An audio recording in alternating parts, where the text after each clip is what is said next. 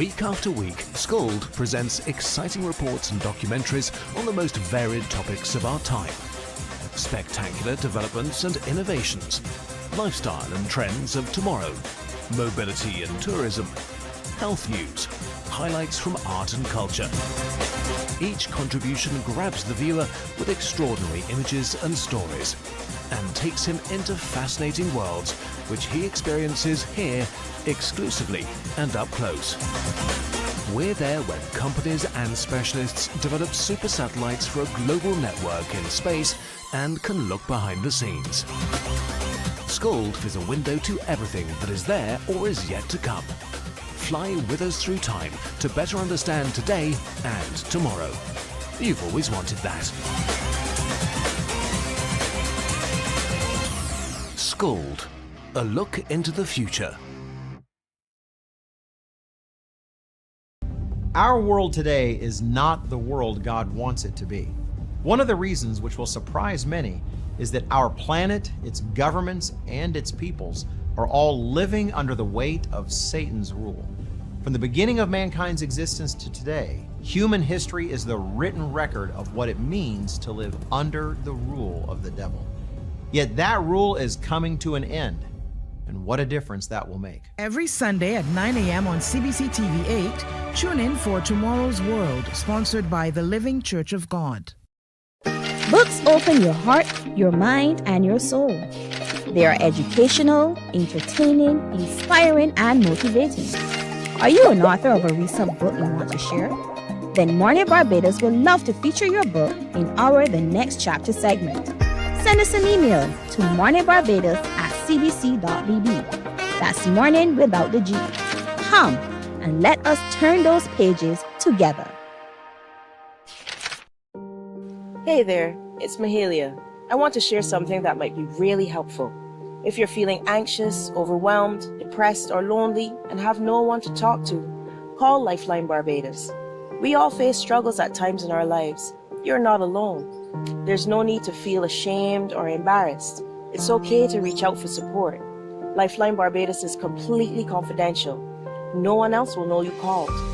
They're there to offer a caring ear and guidance without judgment.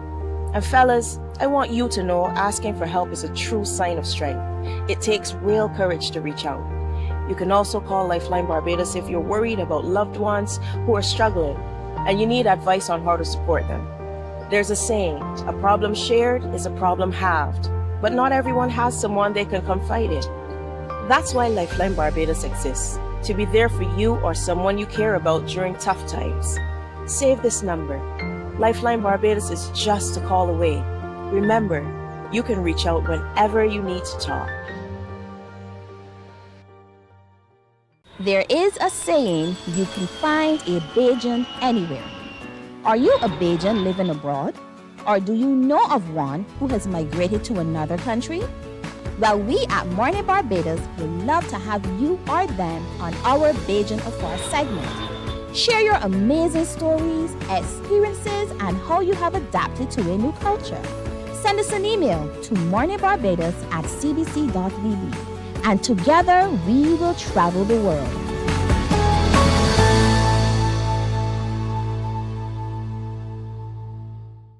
Some ask, what makes Barbados so special? We at Mornin Barbados say it's you, our exceptional youth. You are talented, resilient, and inspirational. You are the epitome of the Barbadian spirit, testing the boundaries of your creativity. If you are an entrepreneur, artist, baker, designer, author, or have done anything you think should be highlighted, email us at morninbarbados@cbc.bb. Wake up, wake up, wake up. Barbados, get up. Good morning. Good morning, Barbados. Good morning. Good morning to you. Good morning. Morning, morning, morning. Good morning to you. Good morning. Morning, Barbados. Good morning. Good morning to you. Good morning. Morning, Barbados. Good morning. Wake up, wake up. Indeed, good morning to you and welcome to today, Friday. It's a fantastic Friday, Friday the 12th of September 2025. I'm Pearson Bowen. Good having you company. And thank you also for always waking up to keep us company as well. So the great choice to do so. We thank you. And remember, if you're watching on our streams on Facebook, YouTube, and our website, cbc.bb, to each of you, we say thank you. Have a good day. Talk among yourselves. Talk with us as well. We love to hear from you. Interact with us. We really do enjoy interacting with you. And remember, share the show. Tell someone else about us. If you know of something or someone whose story we have to tell, you have to tell us about it. And we appreciate you doing so by sending us an email. Our email address is on your screen. It is morninbarbados@cbc.bb. morninbarbados@cbc.bb. And to all of you, we are saying thank you. Coming up today, World Alzheimer's Month is what we're in, and so the theme is Ask About Dementia, Ask About Alzheimer's. And so this morning we'll talk to the Barbados Alzheimer's Association and we'll ask them about what's going on. So lots of asking happening today. Also today we're walking in the shoes of our spoken word artists as we continue to mark Literacy Month. Stoned with Cupid will be here, and we'll also meet the man who placed third in the WAPATS competition at Carry Festa 15. As we continue to gather in St. James this morning we'll catch you up on some of the activities expected this weekend, and we look forward to what else is coming up as well. Plus, we'll meet a man who, though not born in Barbados, feels very Bajan to the bone. So those are some of the things we're looking forward to sharing with you on this morning on Mornin Barbados. So we have some photos because we've asked you to send us the pictures of your little ones as they headed back to school, and whether it's the first time into school, a change in uniform brought on because they've graduated from third form to fourth form, and so the style has changed somewhat. We want to share those pictures with you, and we've asked you to do so by sending us an email. By email, morninbarbados@cbc.bb, the picture, the name of the child, and the school the child attends. And so you have been doing so very faithfully. And to you all, we say thanks. And so we continue to share with you some of those photos. Now, if I can just tell you who we have today to share with you.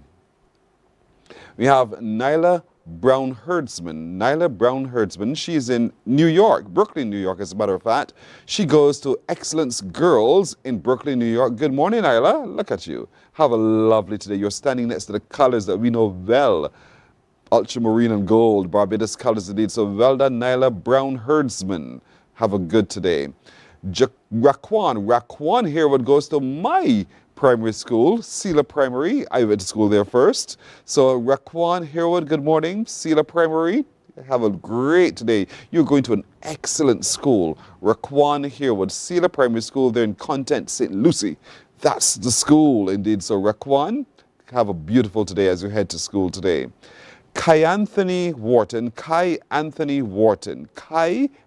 Wharton goes to West Terrace Primary School. And so to you, Kai, have a great day. You're standing next to your motto. Read your motto, get to understand what your motto means and what your motto expects of you, Kai Anthony. But have a great day, young man, as you head back to school. Enjoy your day. Learn well. Be responsible. Be attentive. Be polite.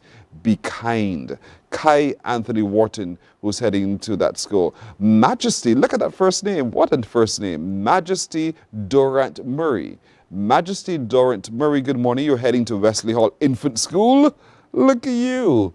Finally, you've gotten into primary school. So well done, Majesty. Majesty Durant Murray. Congratulations today as you head to Wesley Hall Infant School. You're a big girl now. I'm sure you're having those kinds of conversations with your parents. You're a big girl now. And so as a big girl, you will do big girl things, which is take good care of yourself.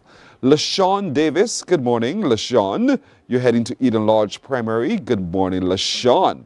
You seem excited to go to school. That's good, because you're looking forward to seeing your friends. And it's not all about play, LaShawn. You have to take some time to read and learn and speak well, be polite, be kind and obedient. LaShawn Davis of Eden Lodge Primary, have yourself a great day at school as you do so all week long.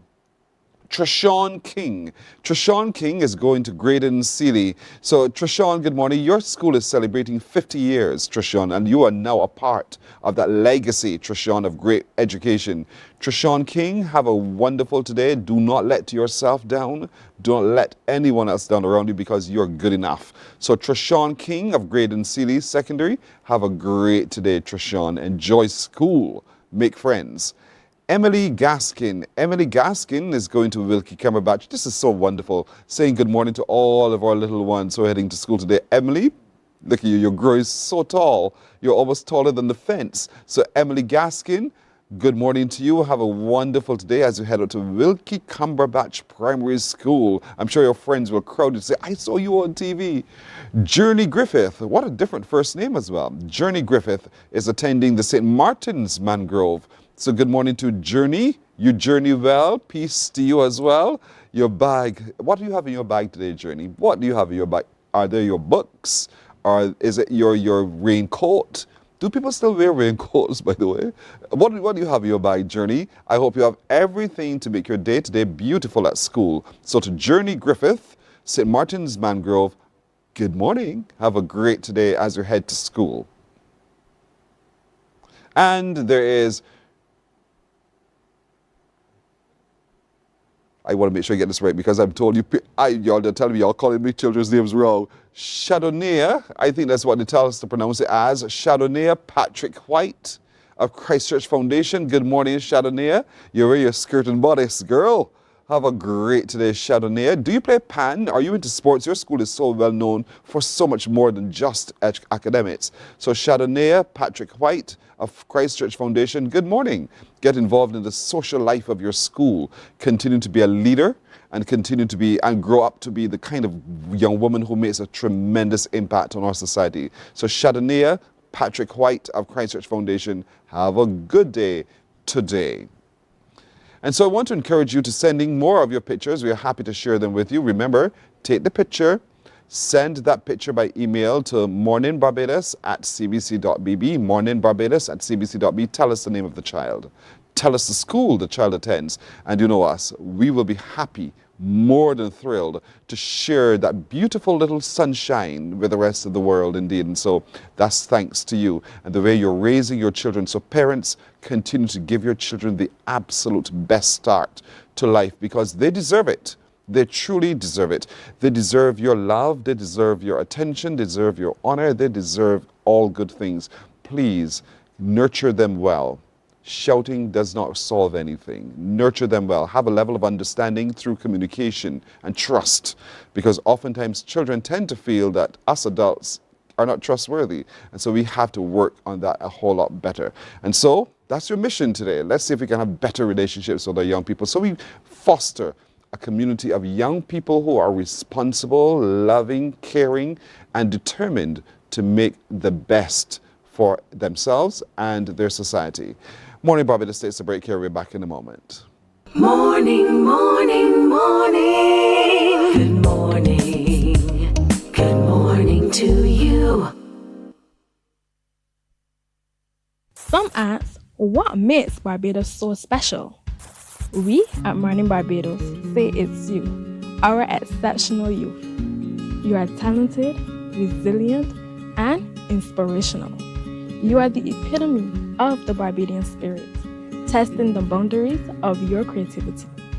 If you are an entrepreneur, artist, baker, designer, author, or have done anything you think should be highlighted, email us at morninbarbados@cbc.bb. Let us show the world our exceptional Bajan youth. God will not give you a job. God will not call you to do something. Morning, morning, morning. Good morning. Good morning to you. 10 minutes after 6 o'clock this Friday morning, let's get started by looking closer at the work of the Barbados Alzheimer's Association, which has been tremendous. This month is known as World Alzheimer's Month with the theme Ask About Dementia, Ask About Alzheimer's. And that's a call to action. Joining me is one of the executive board members of the Barbados Alzheimer's Association, Kayla Branch. Kayla, good morning. Long time no see. Good morning. A lovely morning to you, Pearson. A lovely morning to Barbados. Very happy to be here. Good to and have of course, you. happy World Alzheimer's Month, as you mentioned. And thank you for the pin, by the way. And this is the whole purpose. We want all to stand in solidarity. Absolutely. And in standing in solidarity, it is not an outward gimmick. This comes from within. And so we want from the outside to show what is within, an understanding about dementia. And that understanding starts with us asking about dementia, asking about Alzheimer's, and getting to know. So far, how has that purpose been realized for the Barbados Alzheimer's Association? Well, the Barbados Alzheimer's Association, and I'm sure that a number of persons in the public will recall Pamelia Burton. And Pamelia, of course, our founder, late past president, would have placed a lot of emphasis on Alzheimer's disease, and at a time when persons really didn't know anything about Alzheimer's. And it is something that is very, very important, not only for the patient, for the person who is suffering from the condition, but obviously for the formal and the informal caregivers, the family members, because it is a very difficult disease to deal with. It's a very difficult disease to manage. And so in 1996, Pamelia, after a number of family members suffered from the condition, she decided that she would, of course, try to educate the public about Alzheimer's disease. And so she formed a steering committee with about 24 other persons. And so that is basically the impetus of the Alzheimer's Association. And it continues. And I don't think there's anyone watching who can't say that they know of someone who's living with dementia and who has had dementia. And does that concern the organization, the association, that it is so prevalent? The interesting thing about it, Pearson, is globally there are about 55 million people, according to the World Health Organization, there are about 55 million persons who are suffering with some type of dementia. And every 3 seconds, another person is diagnosed with dementia. Now, despite these very glaring numbers, of course, we also recognize that it's the 6th or 7th leading cause of death. And this, of course, is very significant. Despite these numbers, we find that there are sometimes persons who still may not have full understanding as to what dementia is or what Alzheimer's is. And sometimes they may interchange the name dementia and Alzheimer's when there are two different things altogether. When we're thinking about dementia, dementia actually is the umbrella term for a number of conditions that have similar symptoms. So, for example, we talk about the memory loss, and we talk about the cognitive function, or we talk about social applications and so on. There are a number of things that can cause persons to have poor memory loss. There are a number of things that can cause persons to have this cognitive decline. And because Alzheimer's disease is so prevalent, 6 out of 10 people, so 60% of all persons with dementia are Alzheimer's sufferers. And so this is the reason why, because of the prevalence, that's the reason why we put so much focus on it. Of course, not to leave any person out of hand, but similar things like infection, traumatic brain injury, there's vascular dementia as well. So there are a number of other conditions which can predispose you to dementia symptoms. And so when we have persons and they're saying, okay, well, we may have a family member and this, they're having memory loss, short-term memory loss, or they're having poor judgment skills and so on. We urge persons go into your physician because we want you to be diagnosed. We want you to ask questions. We want persons to understand, because it's through education really that you're better able to manage your condition. And so this is really what the mandate of the Alzheimer's Association has always been, to educate the public, to ensure that persons are completely aware as to what is happening so that they can better manage not only for themselves, obviously as caregivers, but manage for their patients particularly, because as you quite rightly mentioned, everyone can be the one. And so ultimately, we want a situation where we're having a dementia-friendly society where persons can still live with respect and dignity, and you can still provide care and compassionate care. Because it's one thing to care for persons, but you want to have compassionate care for persons as well. I know you're looking at that coming up. And it's interesting you mentioned vascular Alzheimer's. Vascular dementia. Dementia, sorry. Because my favorite series is Coronation Street. Right now, that's a subject that they're dealing with.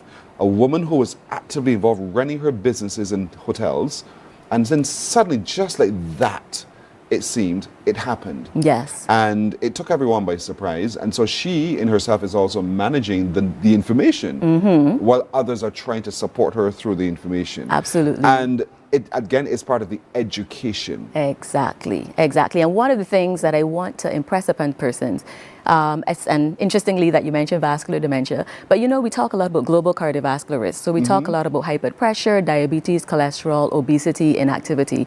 All of these things are risk factors not only for a heart attack or a stroke, but obviously they're risk factors for dementia as well. And so we always tell people what is good for your heart is also good for your brain. So for example, when we're considering vascular dementia, of course, we know that if there's any clot within any of the vasculature, then ultimately you will have cell death. And of course, this cell death, if it happens in your brain, results in a stroke, it results in a number of issues that persons obviously may want to avoid. And so when we talk about risk, it is really with a view of, if we know what is modifiable, then let's modify it. Because there are things that are non-modifiable. For example, your age. You cannot modify your age. And so therefore, age is a risk factor of dementia as well. It doesn't mean, though, that it's a normal part of aging, which is a myth that some people have. They believe that, okay, you become a certain age, and so ultimately this is something that will happen to you.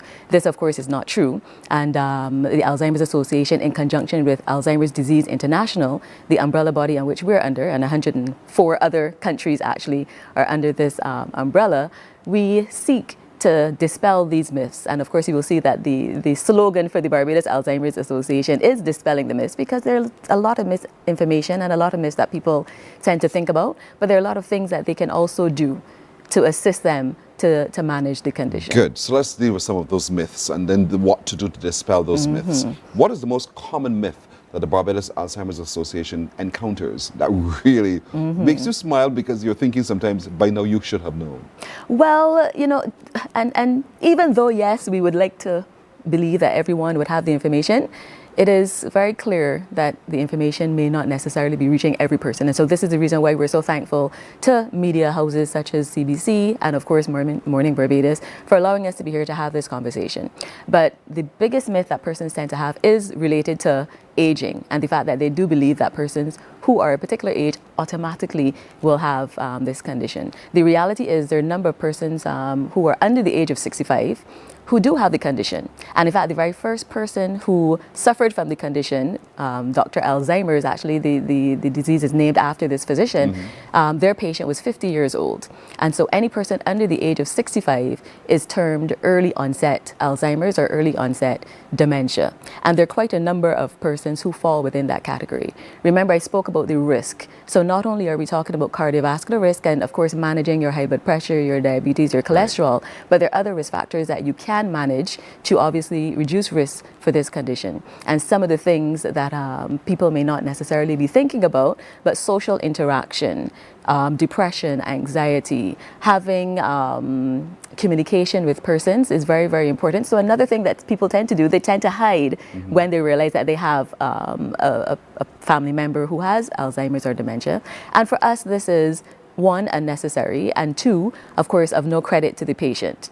We want persons to maintain active living, and we want persons to continue to be involved, because whilst, yes, your memory, your short-term memory may be lost, there's certain other things that you can continue to do, and there's no doubt that when persons are removed from social activity, it also, unfortunately, predisposes them to depression and anxiety, which you obviously want to avoid. And depression and anxiety in itself causes you to withdraw from your surroundings. And so it's almost like a cycle. Exactly. There's some who are of the opinion that there are people who are in particular professions, teaching, anything that uses the brain constantly, and later at retirement somehow find themselves predisposed or living with dementia. Yes, with dementia.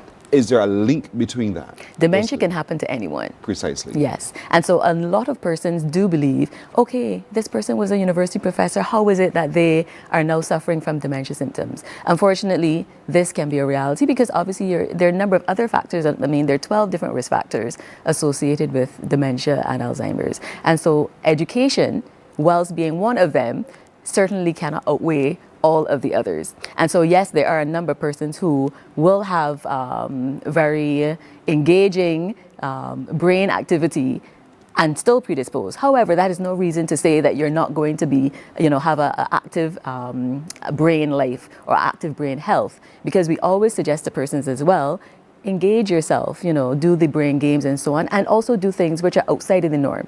So, for example, my background, of course, is science. And I learned to tile. you try to do different things, things that Yes. are outside of the norm. And so therefore we try to, support persons. You can do the puzzles, there's the crossword puzzle. You can do a number of different things online as well. I would also suggest that we probably not, and I know that all of the phone people will probably say something to me about this, but the reality is we depend a lot on our mobile phones. I mean, just the other day, I was trying to remember my daughter's cell phone number. And I was standing there right in front of the receptionist at the school and got the number wrong. Only because I always put this number, I just click the name Correct. and you don't engage. So we need to engage our brains. Ask me about a number, a landline number. When I was at school, I can rattle off my friends' landline numbers, for example. And I'm sure a number of persons can recall a number of things, but because we're so dependent on some of our tablets and mobile devices, we tend not to engage as we could. And so sometimes I think we should put these things down and force ourselves to maintain. I'm one of those who says, if I'm going to call you, I'm dialing the number. I'm not going to hit Kayla, bam, and it just goes. I just want to recall the number so you keep the brain active. Yes. I'm looking at Mythbusters here. The link between medication and dementia. Okay. There are some who believe medication causes dementia. There are a number of persons who do believe this, and certainly there's a lot more research that needs to be done as well. There's no doubt that there are some medications that can cause dementia symptoms.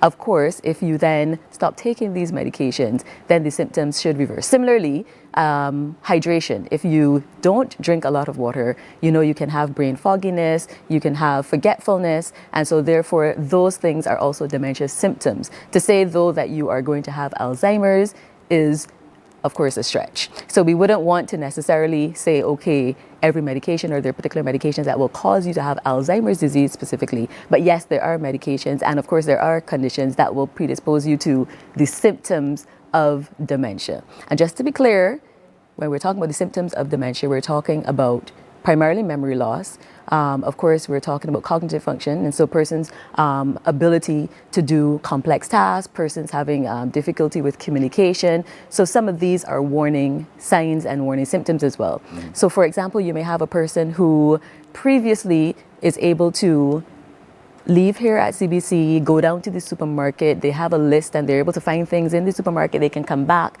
and that is fine. Unfortunately, a lot of dementia or Alzheimer's patients may have difficulty with their spatial awareness and direction. And so therefore, if you realize that you have relatives who are having these issues, then certainly this is something to be concerned about. To be concerned about, but what do we do? That's the question all the time. Then what do I do? Because I don't know how to manage. Yes. Because I've seen a personality change in my loved one, or then it forces me to have a personality change as well. I know I'm it's very struggling. difficult. Yes. And so what can the Barbados Alzheimer's Association do to help those people who've now discovered the person that they love so much seems not to be having these cognitive issues? Yes. The first thing we would always suggest is go into your physician, because diagnosis is very important. We don't know where we are until we know where we're at. And so when you go into your physician and you're having that person, of course you're going to go through a number of tests and so on to ensure that it is really Alzheimer's or some type of dementia, because as we mentioned, it could be something else. You could have had an infection, sometimes a bladder infection, other types of infection can predispose you to dementia symptoms. And so we just want to rule out what it is not and find out exactly what it is. Once you know what it is and your physician has indicated, okay, you have the diagnosis, the other thing is let us educate ourselves. And of course, the Alzheimer's Association, in addition, we work in partnership actually with the Ministry of People Empowerment and Elder Affairs and also the National Assistance Board, in order to educate and train persons, caregivers informally, so that they can better manage. Because yes, Alzheimer's is not for the faint, it's not for the weak. It's very, very difficult.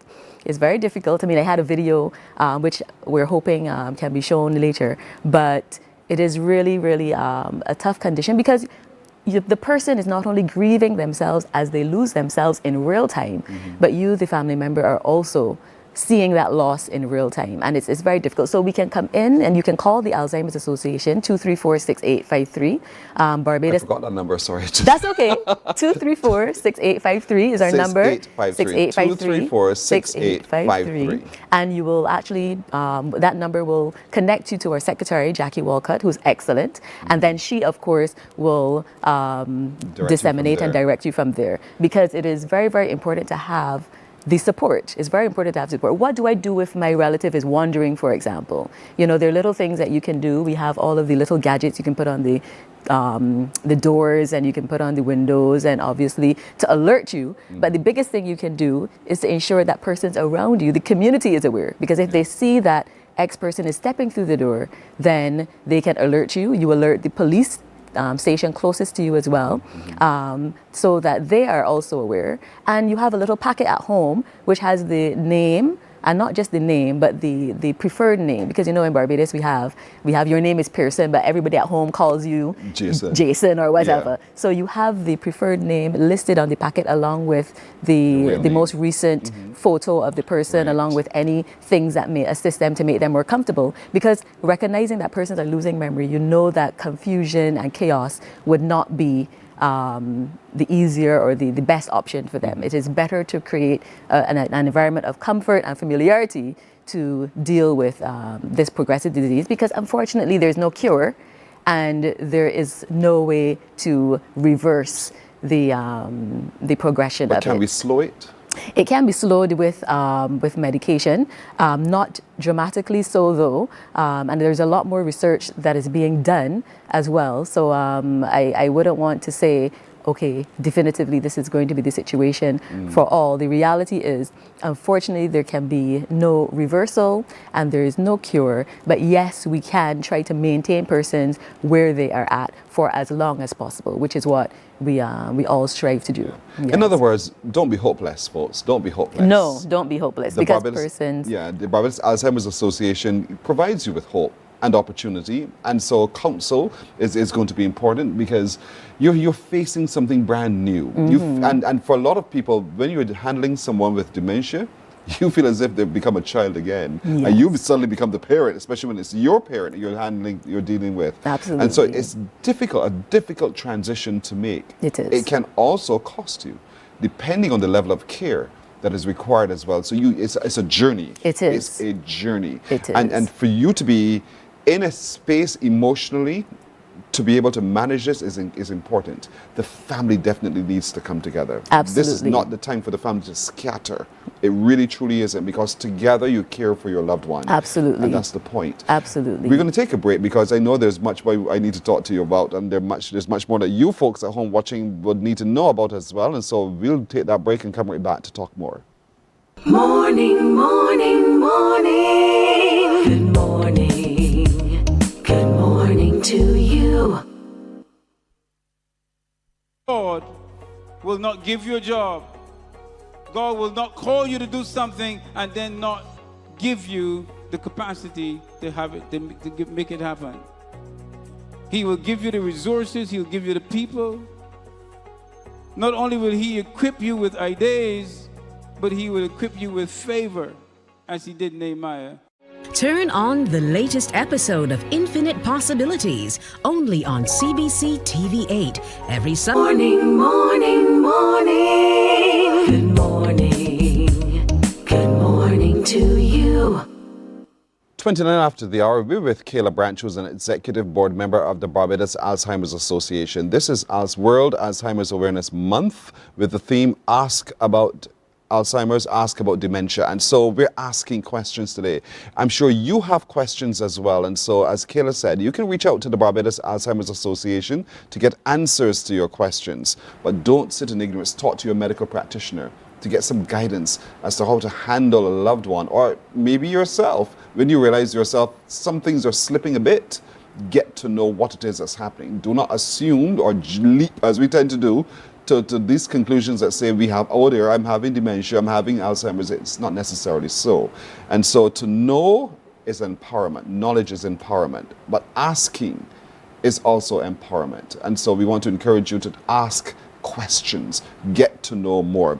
And so, Kayla, when we took the break, we were talking a little bit about hope and those kinds of things, and the kind of hope that the Barbados Alzheimer's Association can bring. Absolutely, absolutely. And interestingly enough, the ribbon that you are wearing, purple is actually the color of Alzheimer's, and the yellow represents the hope. Oh, really? Because yes, and so this is the reason why we have the yellow on the yellow dot on the purple ribbon. In the middle of it all is In the hope. middle of it all is hope, because I know sometimes persons can become a bit daunted because it is very difficult to deal with, not only in terms of I understand that my family member, relative, friend is suffering from memory loss.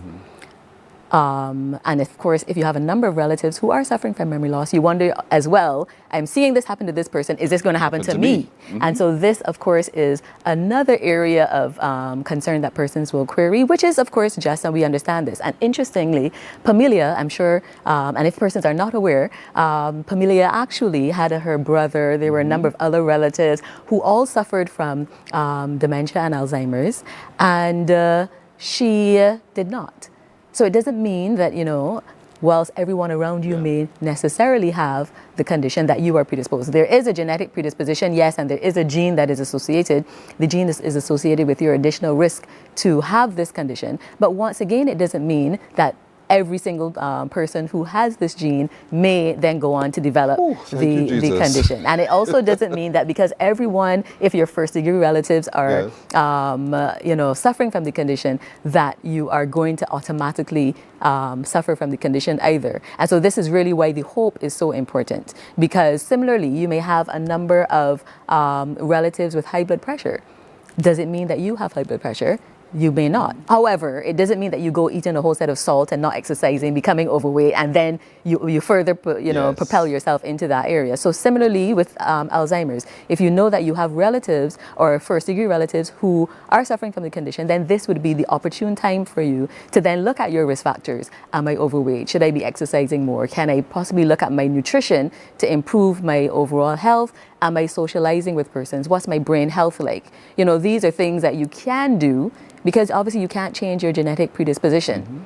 And so therefore, if you can change some elements, then we would want to do so. And so Pamelia sought to do this by educating persons, and of course keeping herself as active as possible, and not only so in terms of her physical activity, but her mental activity, because I'm sure everyone remembers how well Pamelia spoke and how well she disseminated the information to persons, so that they can of course continue to ask, because we know that it is only through education and communication that we can, you know, obviously reach our goals towards having a dementia-friendly society, because ultimately this can all be one of us. You know, we may not be the one today, but who knows what may happen in 15 to 20 years. And so I always want to bring us back to Pamelia, because she really, really has been the driving force for the association and the face of the association for many years. And we thank actually the government who formally honored her in 2023 with the Barbados Service Star. I mean, we were so proud of this moment for the service that she provided to the association and to Barbados and the region at large.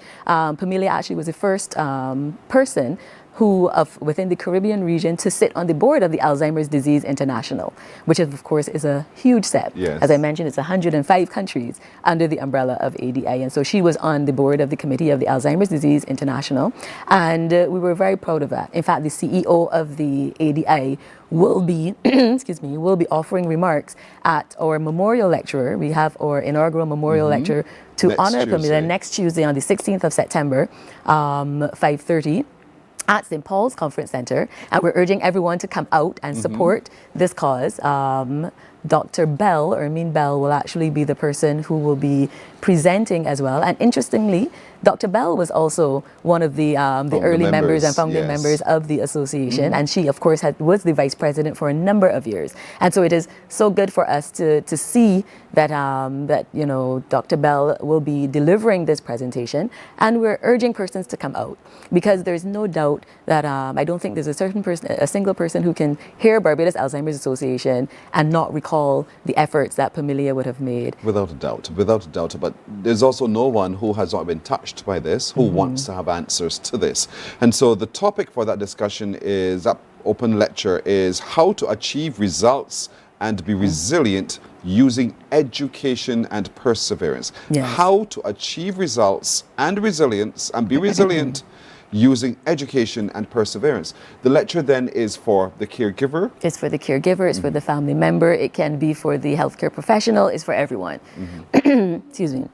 Because we all recognize the difficulty with the condition, and resilience is key. So for example, some persons will say, my aunt is asking me the same question 6 and 7 times, over and over and over again. And sometimes we get upset. Because I mean, we're all human. So sometimes you get upset. Why are you asking me this question? Why we talked about this the other day? Or say, even more interesting case, some person may have passed and they don't remember. And you say to them, they passed 5 years ago, look at the pictures, you were there at the funeral, why are we talking about this? Of course, we know that it's not going to be advantageous to try to drag them into the present day. It is better to meet them where they are at. And so if they do not recall that a family member, for example, has passed 5 years ago, then there's no need to bring that up.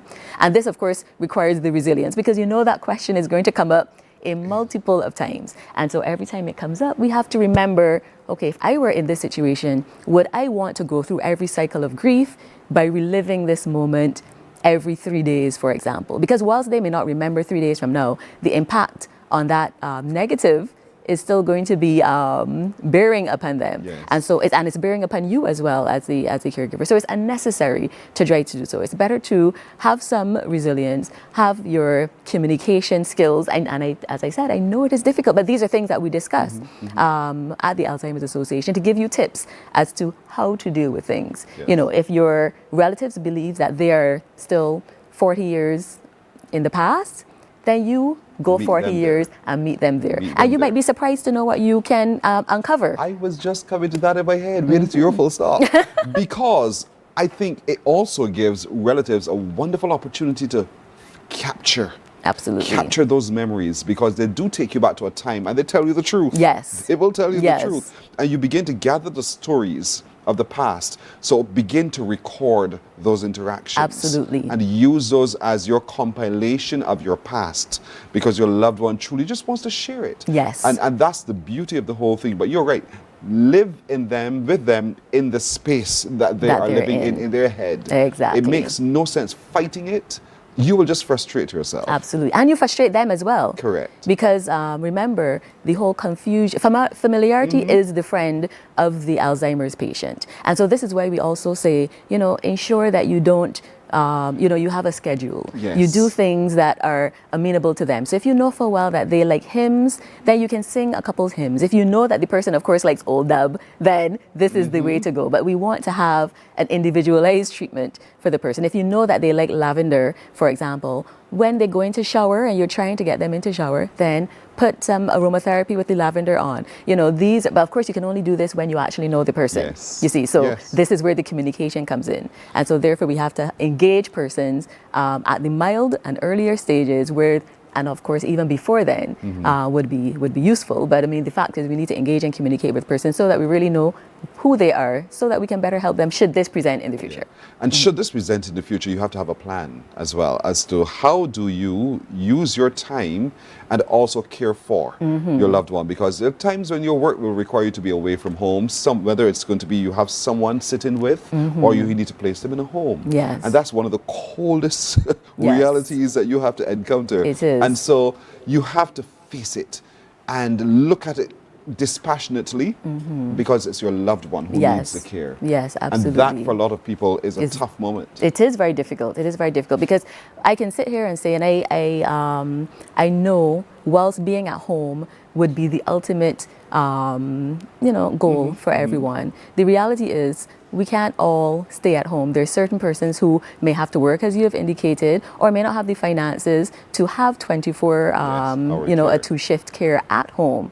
Or you may have a number of persons will say to me, well, Kylie, I'm not getting the support from family members. And we have to be real and true. You know, you spoke earlier about the youth and so on and engaging community. Personally, I feel as though there's almost a disconnect within our generations. And I feel as though we need to have a better connection, because ultimately, if we don't involve the young people now, what succession plan are we going to have for the future? And of course, we're not doing this from a selfish perspective, but the reality is, if we don't engage them and if they don't have these character traits from now, then what is it going to be like? And of course, we're seeing the environments and we're seeing all of the situations and social injustices that are happening now, maybe going a bit off topic at this point in time, but it is all working hand in hand.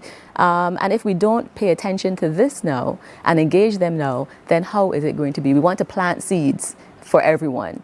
And so it is something that, yes, is difficult. Yes, we know it will progress, but we have to, as you indicated, manage with a plan, because yes, some people may not be able to be housed at home. And if you do have to have the institution involved, then we also want to ensure that the institution is doing what they're supposed to be doing to assist and manage the patient. It's a very difficult condition, because when persons are thinking about institutionalizing their relatives, sometimes we hear from the institution, okay, well, they left the person here and they're not coming as often. Or you will hear the patient complain, we took the person to the institution and they're not really doing, they're not taking them for walks, or they're not having the social engagement. They're in a room in front of a television. They just want to, So we know it is difficult for everyone, but we try to give persons tips so as to better manage. Because I think if everyone thought about, if I were this person suffering from this condition, how would I want someone to treat me? I think, that is the overarching issue here. If I were in the seat of the dementia patient or the seat of the Alzheimer's patient, would I want someone to look down on me? Would I want someone to be upset with me? Would I want someone to treat me with any less dignity or respect? Yes, I may not be able to recall what I'm trying to say in the fastest amount of time, but maybe if you engaged me, I can still have some level of communication. And even in the severe stages when I can't speak at all, I would still want to know that I can be touched like this, as opposed to with some negative body language, because ultimately it is the care and compassionate care that we're trying to drive home to persons. So the golden rule is, do unto others as you'd have them do unto you. It is still relevant. It is still relevant at this time, and bring the children along. Trying to hide. Earlier we talked about hiding from the community. Don't want to tell this person. Don't want to tell the other person. Because, and that's the thing. We become embarrassed. Yes. No one has to know about this. No one has to see my loved one in a lesser light than I care for them to have. But you're saying, no, the community can help you. The community can help you manage the condition. Absolutely. If you just share it. If you share it, and you share it with the children as well. Because the younger one, so for example, we have a video of a young girl who is speaking to her grandmother. The grandmother thinks that the grandmother believes that she is probably 10 years old or so. And the young girl is speaking to her, trying to get her to eat. And she's saying, the grandmother is saying, I don't really want to eat, mummy. She's calling her granddaughter mummy. You can imagine what's going through the mind of the young child. But if we don't explain it to them, they're just going to think, well, why is my grandmother acting this way? She's crazy. Like, what's going on? But it is not a situation of craziness. It really is a situation of understanding. And so the little girl understood that this is the transition. We understand that there's going to be short-term memory loss. So what happened yesterday, Granny may not necessarily remember. What happened 2 hours ago, she may not remember. Yes, she may ask you repetitive questions, but we want to still handle her with care. And so we want to be able to engage her. So if you know that this is a topic that she's on, let us talk about this, because we know this is something that she is interested in. And we don't want to have a boisterous, antagonizing, angry body language when dealing with persons, because a lot of the younger persons will say for themselves, for example, if I go to school and I forget my homework, I mean, yes, I know I've done something wrong. I've apologized for it. But do I need to be berated then for the next? Forevermore. Exactly. I mean, yes, we have gotten to this point, but at the end of the day, I also want to be treated in a certain light. I don't want to be embarrassed in front of other persons. I don't want persons to look down upon me. And there are things that I may have forgotten the homework, but there are other things that I can do. Maybe I'm a track star. Maybe I am there are other aspects of your life. And so we want to remember this as well when dealing with the Alzheimer's patient. We're dealing with anyone, really and truly. This is so rich a conversation indeed. It's a conversation you can continue on Tuesday at the St. Paul's Conference Center. The St. Paul's Conference Center is on Bay Street. You know how to get to it? I hope so. I hope you do indeed. It begins at 5:30 on Tuesday, next week, Tuesday evening. And it's just for a couple hours. But in that moment, you have an opportunity to listen to the lecture and you have an opportunity to ask your questions and to engage with Dr. Ermin Bell, who herself is a co-founder of the Barbados Alzheimer's Association. She's also a retired consultant psychiatrist. And she understands how to help you understand. And so that's going to be absolutely critical. Get to know. Your education is empowerment, because the topic is how to achieve results and be resilient using education and perseverance. Your loved one will appreciate you for that. But on Thursday, the 21st, we want you all, everyone, to blanket Barbados in the color purple. In the color purple. And when you do, tag the Barbados Alzheimer's Association on its social and also on all of its social platforms. And let's show the world that Barbados stands in support of people with dementia and families who are coping with dementia as well. And so that happens on the 21st. Yes. I shall remind you. And then on Tuesday coming, we'll be having ourselves at the St. Paul's Conference Center to hear the lecture delivered by Dr. Ermin Bell. And I want to encourage all of you to do so. Again, the number for the Alzheimer's Association? 234-6853. 234-6853. 234-6853. Folks, there's hope. There is hope. We can handle this together with compassion and care, education and perseverance. Those are your buzzwords for today. Kayla, thank you so much for joining me. Thank you for having me as well. You're very welcome. Kayla Branch, an executive member of the Barbados Alzheimer's Association, reminding you, 21st, color purple. Next week, the 14th. Correct. Next week, Tuesday. We're going to St. Paul's Conference Center for the lecture and an opportunity to ask questions and get answers as well. Thank you so much. Thank you as well. You're welcome. We're coming back in a moment. Morning, morning, morning. Good morning. Good morning to you. God will not give you a job. God will not call you to do something and then not give you the capacity to have it, to make it happen. He will give you the resources. He'll give you the people. Not only will He equip you with ideas, but He will equip you with favor, as He did Nehemiah. Turn on the latest episode of Infinite Possibilities, only on CBC TV8, every Sunday at 1:30 p.m., sponsored by Covenant Life Teaching Center. Welcome to Nature's Discount, the ultimate health food store. At Nature's Discount, we have thousands of quality products at great prices. Hi guys, Dottie here with Nature's Discount, and today we are talking about Solar Ray Microbiome Probiotics and why you should be taking them. And we have well over 3,000 amazing products to help you get healthy. For your health tips, tune in to CBC TV8 every Monday, Tuesday, and Thursday for Nature's Discount, sponsored by Get Healthy Incorporated.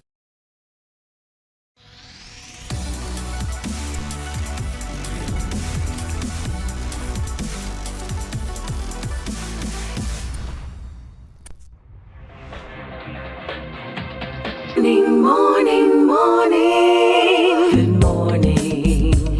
Good morning to you.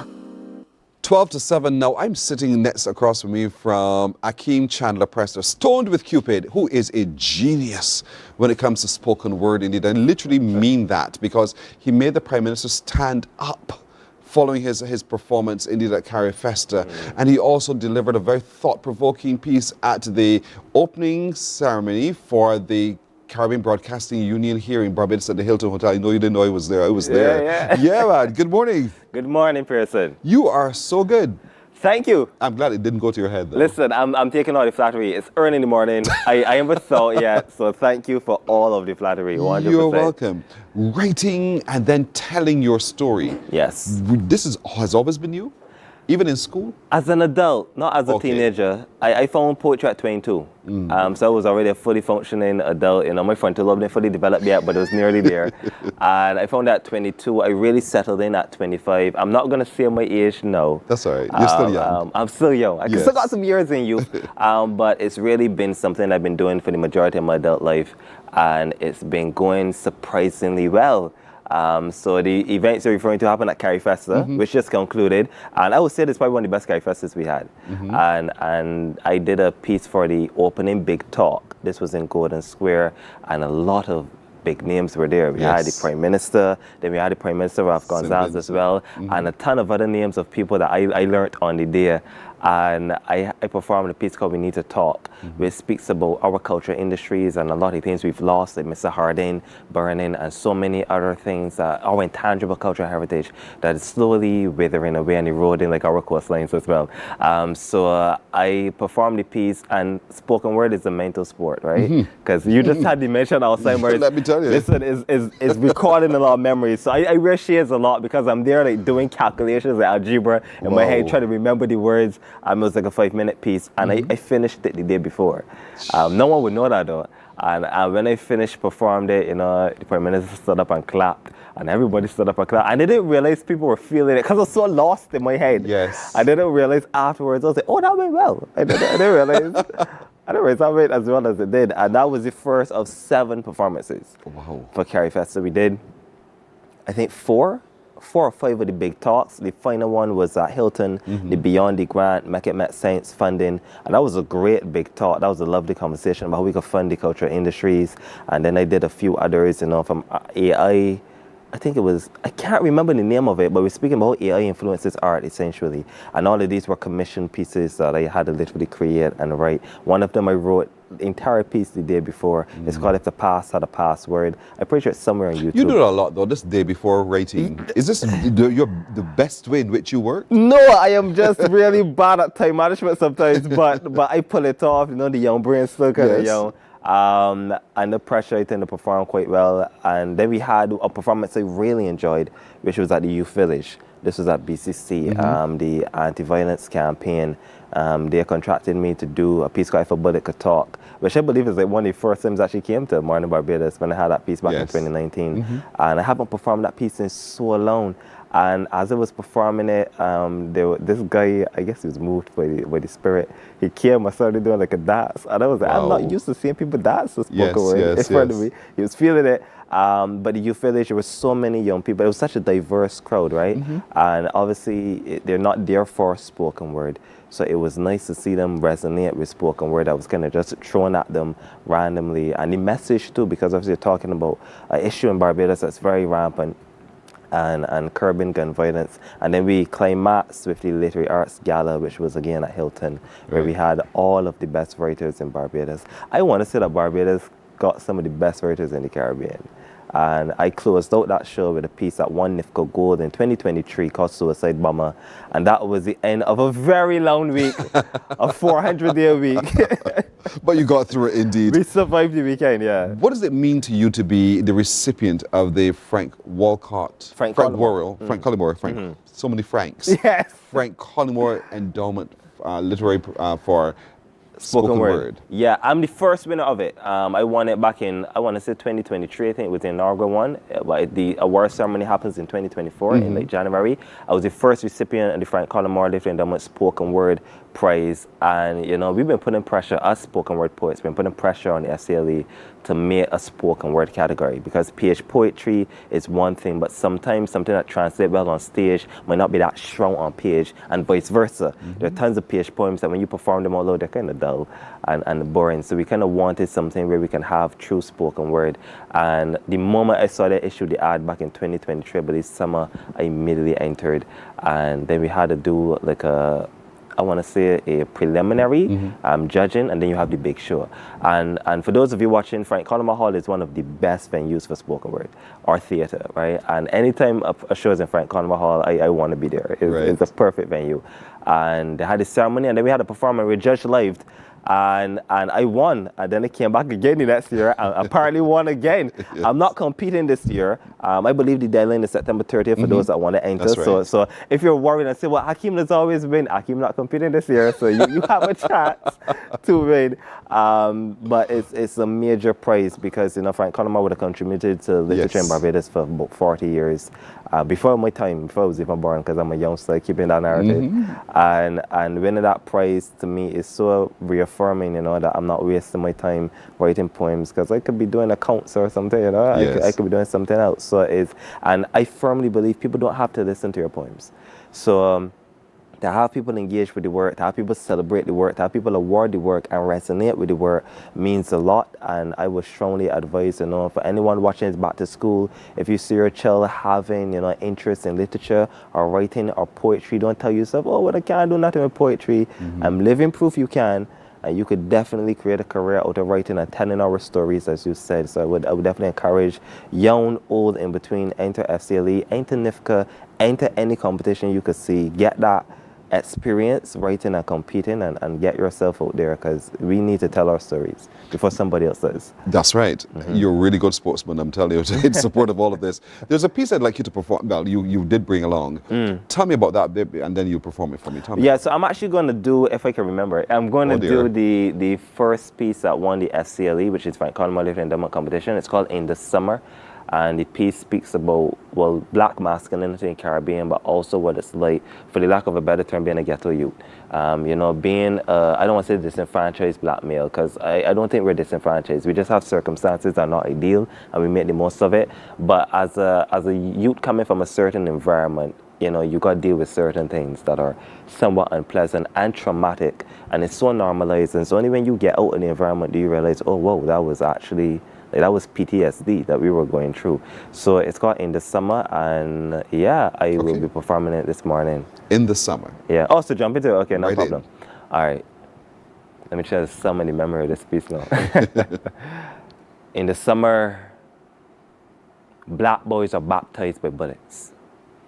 The beard in blasphemy, as the OG says, blast! For me, in the summer, bones can break like bread in communion. And I've seen a union of boy and God. Boy meets Heavenly Father before he gets to know his earthly one.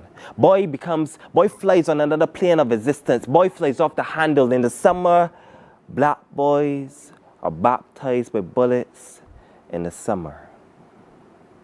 And then you sending a hot head big man cool out. Because once he take that tool out, he willing to fix that problem for good. Trigger finger itching to scratch you off the senses. This pent up frustration becomes fossilized. Black boy becomes crustacean and never comes out of his shell. As black men, we tend to struggle with mental health, but knowing black men, we can probably attribute that to something else. We assert our stance that we're a product of circumstance, and we never extend our olive branch to our family tree. As black men, we often reject peace. We know the snakes in the grass, but we refuse to cut the weeds. We find therapy in attend peace, and we attend that session daily. Black boy is a walking distraction. He's writing the diss track to the heartbeat of the city with police sirens for the melodies and traffic clogging the arteries. Black boy pumps a fist to resuscitate a dead ideology. Black boy is 1937. He's a riot waiting to happen. Black boys are baptized by bullets in the summer, but this black boy knows that oppression is the only true weapon. Because when you wear your mourning colors on your skin, you can make anything into a funeral. You can make memory into memorial in a millisecond. Your distance from death is less than 9 millimeters. You're either a statistic or an exception, a selection from a pool of muddy policies. Black boy is poverty personified, a country pillaged by privileged paupers, poor in morals but rich in malice. Black boy is a tragic story breaking every 8 o'clock. Black boy is not just a student. He's a token of diversity to a college, university. Black boy is often black first, and boy, maybe. So that's the piece. You caused me such pause. Such pause. I had to close the eyes and remember it. I did too. But no, that's all right. I closed my eyes. I didn't see you close it. I had my eyes closed to picture the summer.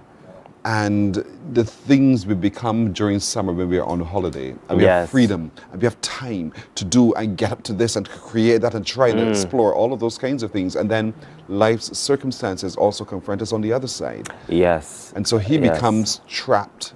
And as you said, he becomes crustacean. He retreats to his never shell. Comes out of his shell, and never to come out again. And so sometimes that's what society does to us as black boys. Yes, very much and so. your presentation just reminded us of that fact, but it also reminded us that we can change that circumstance. Absolutely. We don't have to live like the hermit in a crab's shell. Yes. We can be, because we are proud of our skin. We don't have to wear it in mourning. We can wear it in celebration. In celebration, I agree. As well. 1,000%. Look at you being a poet. Stop that, boy. Don't start me, because even at my young age, I still can. Right. Hakeem, it's always a pleasure talking to you. You're so Always inspiring. I told you this at the beginning, I'm telling you at the end of this interview, you're so inspiring. Thank you. And I know when I watch and I hear you that this is something that you believe and that you will always do. And I agree with you. Don't stop. Yes. And World Literacy Day is coming up, I believe. When is that? I believe it's sometime this month. I think it's next week. I actually think it's next week, not sure. I think it might be Monday, actually. Okay. But yeah, so we encouraging, again, literature is something that, like, we telling our stories. Anybody watching this, by all means, if your child has a gift, even if you are not so young of an age, want to dive into literature, it's never too late. Never too late. Never too late. It's never too late. Well done. Thank you, Hakeem. Stoned with Cupid, stoned by Cupid as well. We're taking a break here. We're back in a moment. Morning, morning, morning. Good morning. Good morning to you.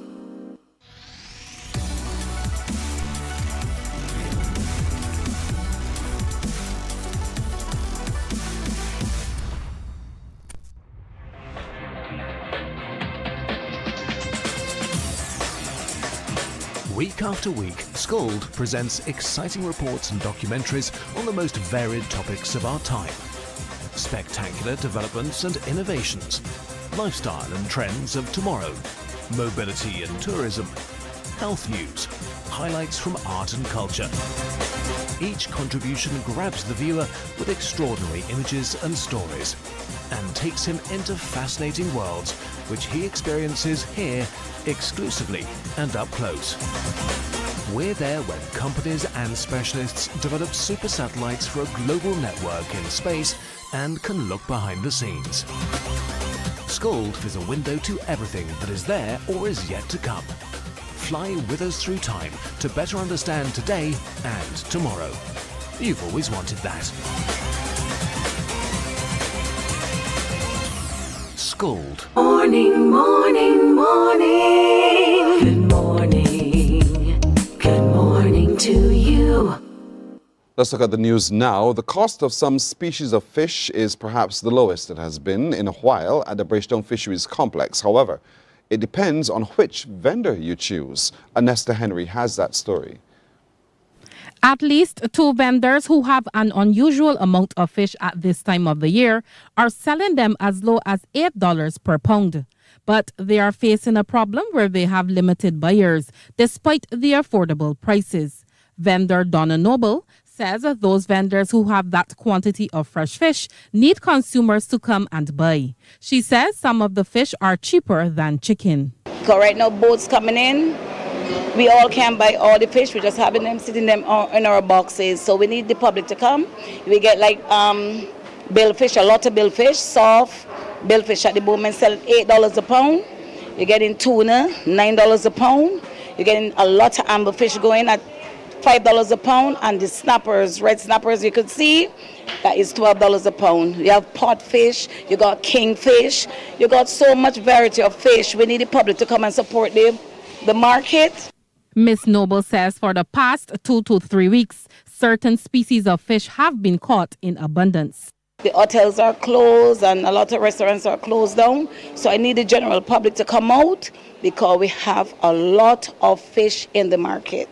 Another vendor who does not want his name to be mentioned says he too has containers of fish to get off his hands.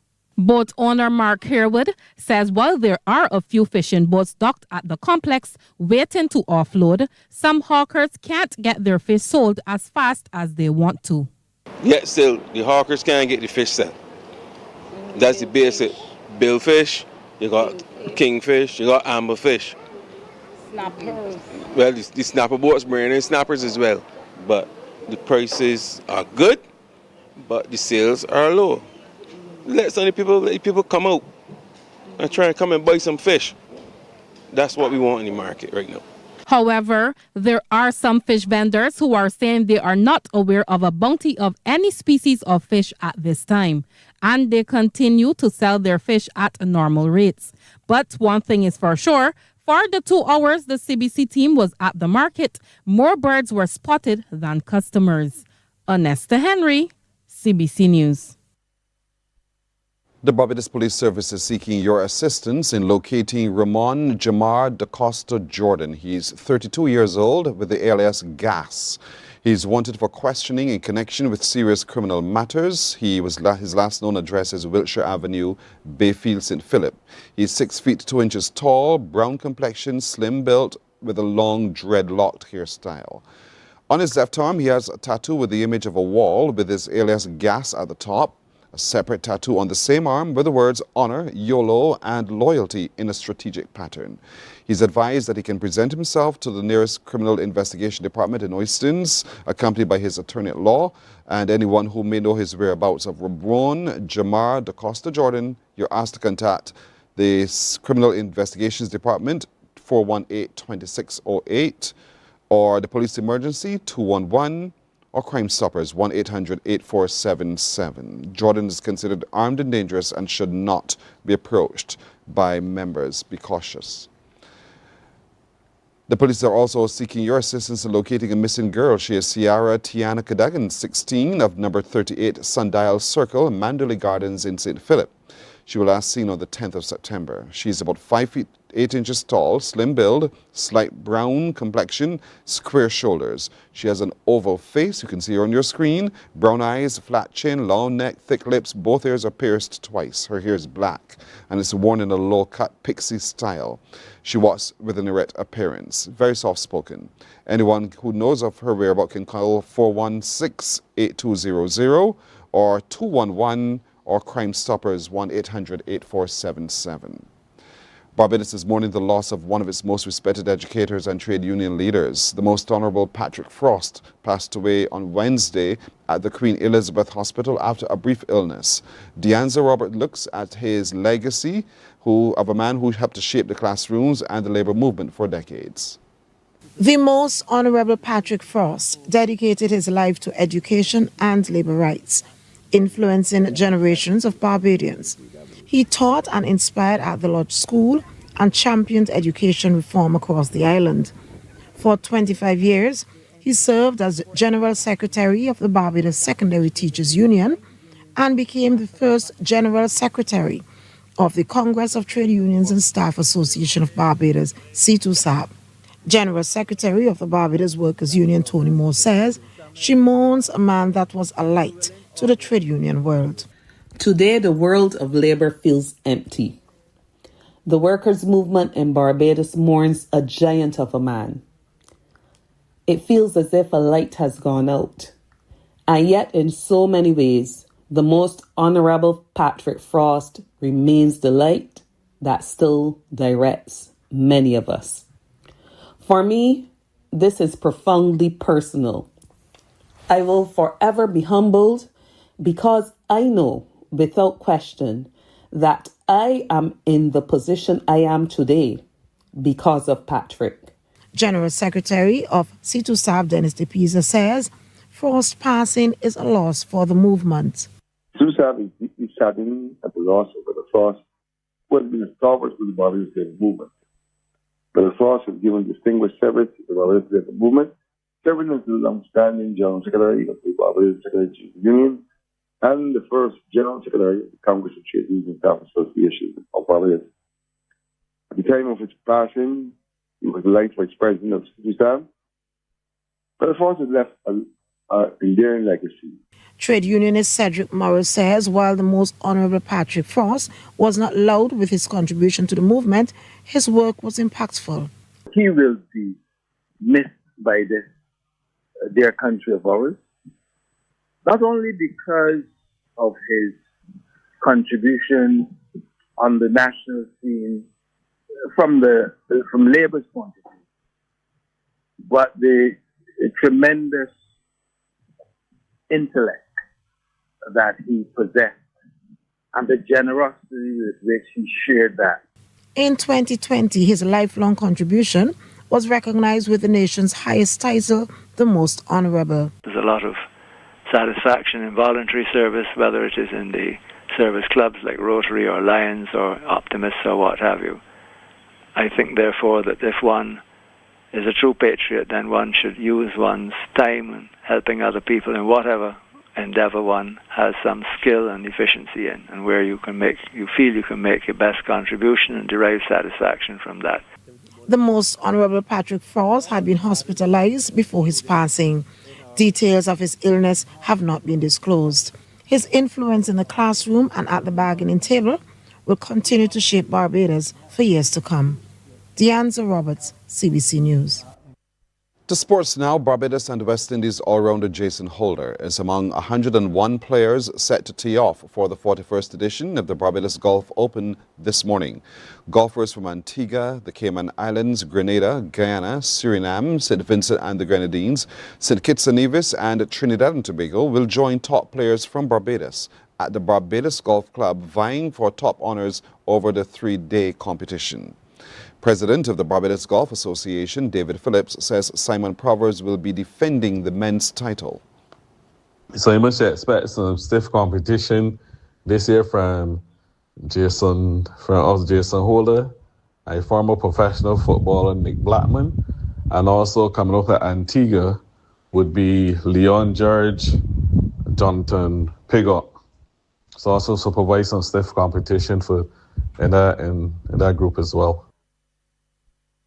Ariella Young will defend the women's title.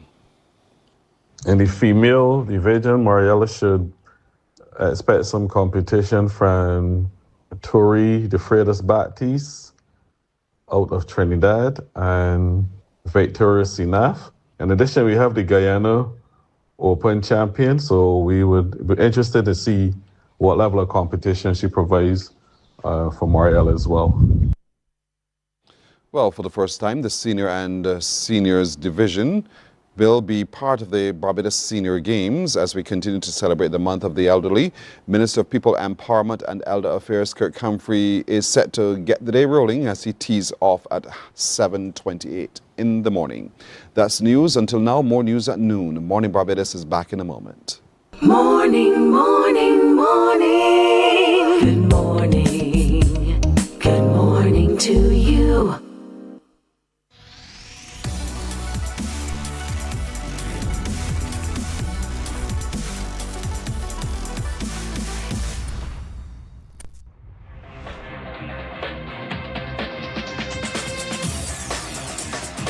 Week after week, Scold presents exciting reports and documentaries on the most varied topics of our time. Spectacular developments and innovations, lifestyle and trends of tomorrow, mobility and tourism, health news, highlights from art and culture. Each contribution grabs the viewer with extraordinary images and stories and takes him into fascinating worlds which he experiences here exclusively and up close. We're there when companies and specialists develop super satellites for a global network in space and can look behind the scenes. Scold is a window to everything that is there or is yet to come. Fly with us through time to better understand today and tomorrow. You've always wanted that. Scold, a look into the future. Our world today is not the world God wants it to be. One of the reasons which will surprise many is that our planet, its governments, and its peoples are all living under the weight of Satan's rule. From the beginning... Morning, morning, morning. Good morning. Good morning. to you. 13 and a half after the hour as we continue looking at the brilliance of our spoken word artists on Barbados. They are writing, they're speaking up and speaking out, and they're being recognized. And remember, there's a category in the Frank Collymore Endowment Literacy Competition that responds to this. And so if you haven't yet submitted your application, you should send your entry in as soon as possible. September the 30th is the deadline. Ramon Ray Blackman is back. We saw him earlier this week in his uniform. Different uniform this morning. Good morning, Ramon. Good morning, Peter. Listen, and when you sat here earlier, you asked me, you remember me? And I was trying to place it, and you said from poetry. Yes. And here you are again. How long have you been doing poetry now?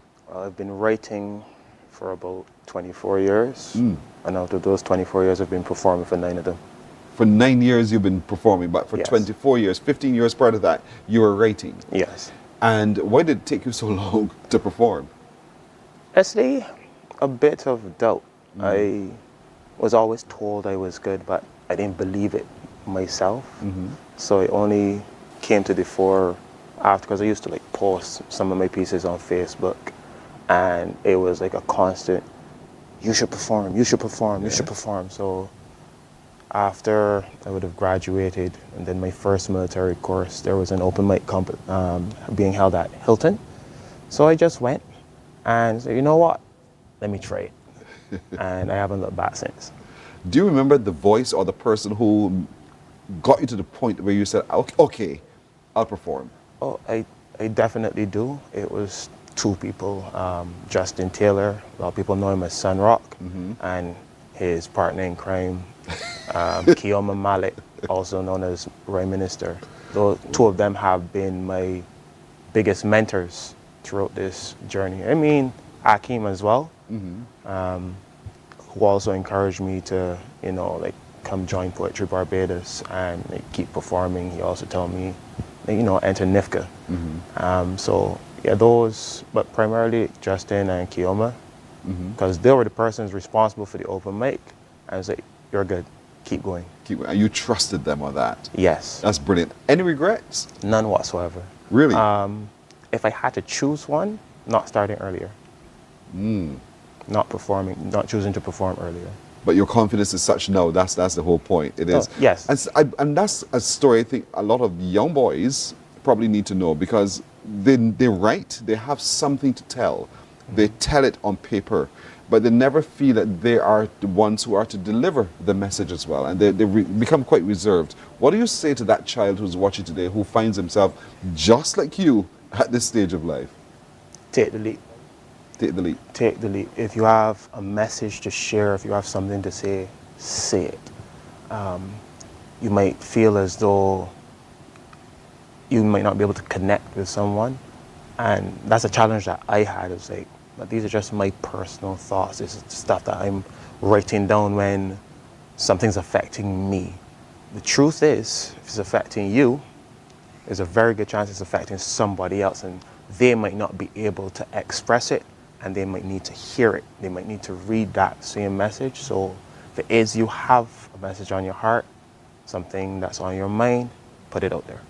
Knowing that someone else is depending on you to tell their story because of your own experience, does that put pressure on your shoulders? Does it scare you, make you feel as if, oh my gosh, I hope I don't let them down? I would say no, because I would not interpret it as me telling their story. I'm telling my story that they can relate to. So yes, I know, I'm aware that other people might be going through something like this, and it's a message to put out there, but I speak it from my perspective and not necessarily try to carry the weight of somebody else, and that makes it a little bit easier. As a teenager, we all sit and we begin to dream of our future, the career choices we'll make, and all of those kinds of things. What did you dream to be? A graphic designer. A graphic designer, of all things, you see there now? A graphic designer who was doing poetry and who has a military career. Yes. And we say, and a degree in psychology. And a degree in psychology. As we would say, make all of that make sense for me. I've always been passionate about art. First time I was associated with art. I was about 6 years old. My art teacher at the time at Luther Thorne, a lady named Miss Wharton, we were to just draw something. And I drew it was a fishing scene out of a book. And I colored it in and everything. She saw it and she said, I'm entering this in NIFCA. I'm like, I didn't even know what NIFCA was. She entered it, I got bronze. Wow. And throughout my primary school life, I was watched as it relates to art. I was entered again in NIFCA in class 1, bronze again. So art has been something that stuck with me, but it was more visual. And then coming up through secondary school, I wanted to get into graphic design because I ultimately wanted to get into game design and development, like drawing the characters and that sort of thing. That sort of thing interested me at the time.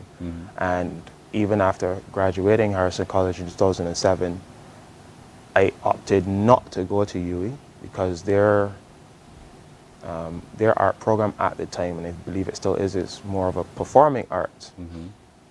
Look at ironies. So I went to BCC to do their graphics program. And in doing that, it was the program eventually got expensive for me, so I had to withdraw. So I used the time to enlist and honestly do some introspection about what career path would be, best suited to what I can offer. Throughout secondary school, people were coming to me for advice, putting different scenarios to me and, asking my thoughts on them. So, you know what? Maybe I could tap into psychology. And I did.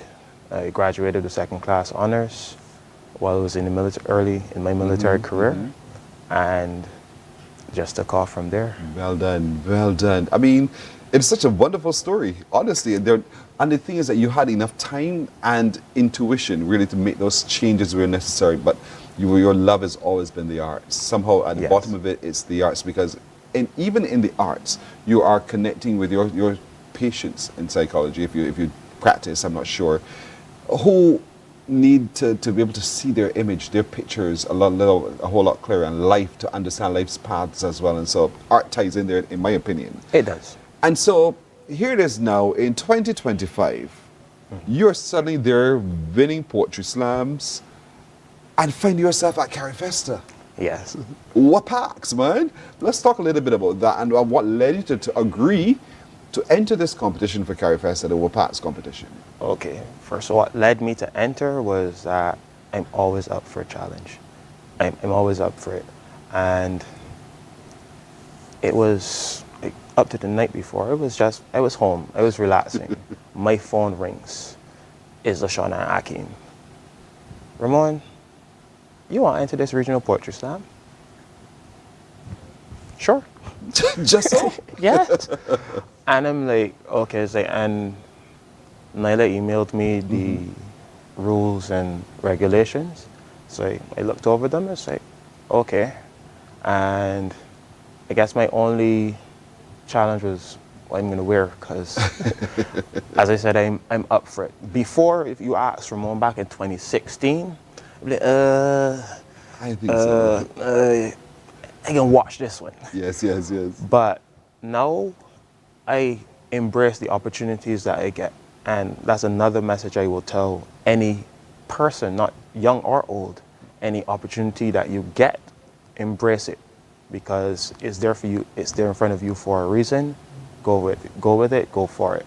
There really was no preparing for the regional poetry slam, given the nature of the event, because you turn up, you get the prompt, the writing prompt, then you have, I think it was 25 minutes or half an hour to prepare, create something as soon as you heard it. Then immediately after, no more editing, no more nothing, straight to the stage and perform.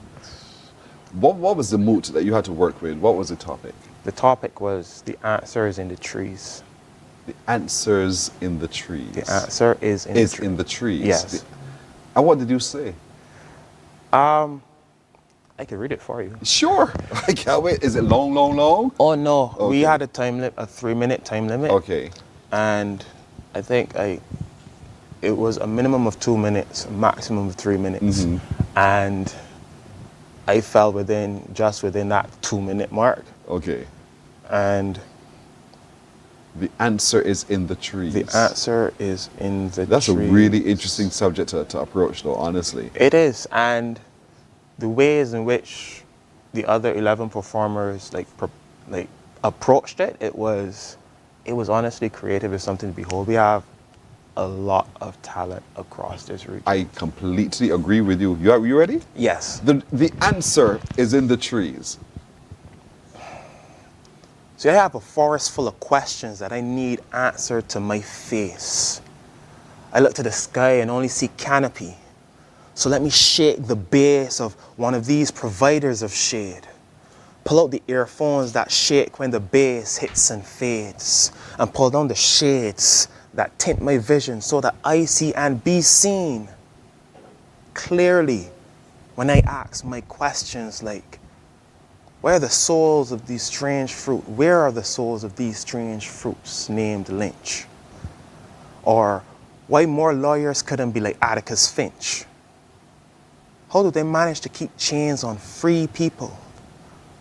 Why do some of the most secular profess from a steeple? Why do we charge for land now that was once ours free? Where do we darker folks go to drink authentic equality? Better yet, if he was talking nonsense, why did they silence Dr. Sebi?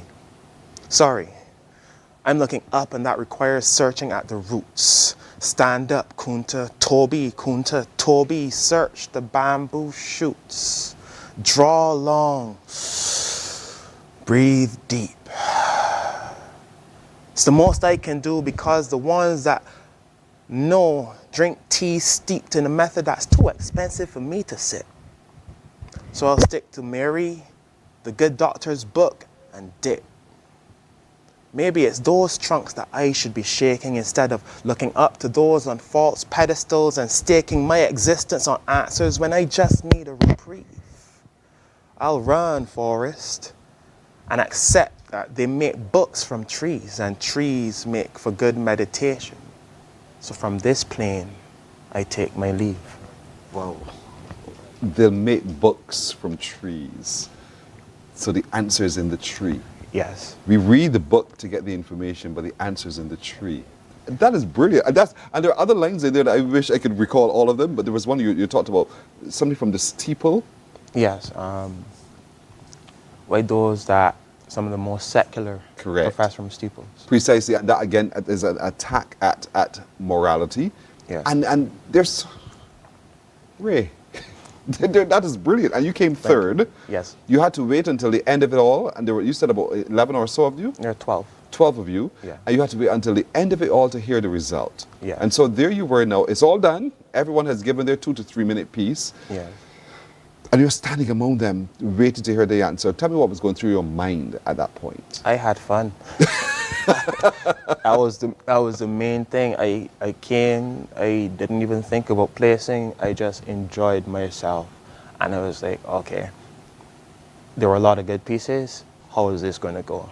And this time I'm looking around the crowd. I mean, Bajan's represented, but the Trinidadian contingent was huge. The St. Lucian contingent was huge. We had a number of people across the diaspora coming to support this thing. Mm-hmm. The Jamaican had a pretty good contingent as well. So I'm just there standing up. We're all like hands on shoulders, just waiting to hear. And I'm like, all right, how's this gonna go? How's this gonna go? And then it was announced. It was like, wow. I'm good with this. I'm good with this. I'm good with this. To be listed third among this is brilliant, among the best of the region. You did well. You did well. Ramon, it's so wonderful talking to you as always. As I would say to Akeem, to you too, there's a lot within. Remember, the message is in the trees, and you are rooted well. So I know there's a lot more still to come from you. So keep growing and prospering and delivering the fruit of your mind and your emotions, because someone is listening. We're all listening. And I thank you for joining us. Thank you very much. You're welcome. Ramon Blackman Ray is a spoken artist's name. Of course, poetry is where you find him under that tree. And so as much as possible, get out and enjoy the spoken word industry now. It's really truly an industry in Barbados. And there's an activity near to you indeed. And we're looking forward to seeing you in the pews, in the chairs, in the wherever to engage with spoken word. We're back in a moment. Morning, morning, morning. Good morning. Good morning to you.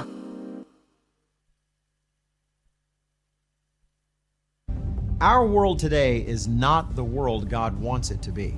One of the reasons which will surprise many is that our planet, its governments, and its peoples are all living under the weight of Satan's rule.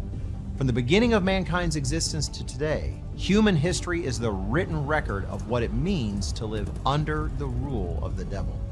Yet that rule is coming to an end, and what a difference that will make. Every Sunday at 9 a.m. on CBC TV 8, tune in for Tomorrow's World, sponsored by the Living Church of God. Books open your heart, your mind, and your soul. They are educational, entertaining, inspiring, and motivating. Are you an author of a recent book you want to share? Then Mornin Barbados would love to feature your book in our The Next Chapter segment. Send us an email to morninbarbados@cbc.bb. That's morning without the G. Come and let us turn those pages together. Hey there, it's Mahalia. I want to share something that might be really helpful. If you're feeling anxious, overwhelmed, depressed, or lonely and have no one to talk to, call Lifeline Barbados. We all face struggles at times in our lives. You're not alone. There's no need to feel ashamed or embarrassed. It's okay to reach out for support. Lifeline Barbados is completely confidential. No one else will know you called. They're there to offer a caring ear and guidance without judgment. And fellas, I want you to know asking for help is a true sign of strength. It takes real courage to reach out. You can also call Lifeline Barbados if you're worried about loved ones who are struggling and you need advice on how to support them. There's a saying, a problem shared is a problem halved, but not everyone has someone they can confide in. That's why Lifeline Barbados exists, to be there for you or someone you care about during tough times. Save this number. Lifeline Barbados is just a call away. Remember, you can reach out whenever you need to talk. There is a saying you can... Morning, morning, morning. Good morning. Good morning to you. We're just approaching, well, not approaching, just 8 o'clock. We are 29 minutes away from 8 o'clock, as a matter of fact, as we turn our attention to celebrating and gathering and enjoying and engaging with everything happening in St. James in this month of September. Cricket is a theme, but there's a whole lot more around cricket. There's also the life outside of the game. And so I know that on Sunday last, you were all at St. John the Baptist Anglican Church for the church service. The Reverend there preached quite a sermon, and in that sermon he talked a little bit about how we as a community need to revere our elders and to stop some of the horrible things that we're doing to our elders as well. If you've not captured this little message, take a look at this.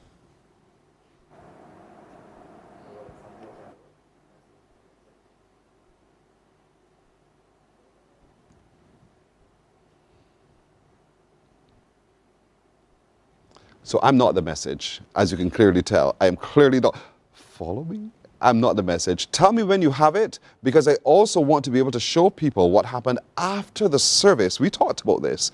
What happened after the service, where some of the very best were gathered outside of the thing. And so while you guys get that together, let me introduce you to Jejetta Crickendale, who is part of the organizing committee, who's part of the parish organizing committee for our regathering. Jejetta, good morning. Good morning. Long time no see. Oh, too long, too long. You know, really, really too long. We go back years. Yes, so lovely decades to see you. Almost. Yes. It's good to see you again. Thank you. All right, and you've brought along with you Anthony Yard.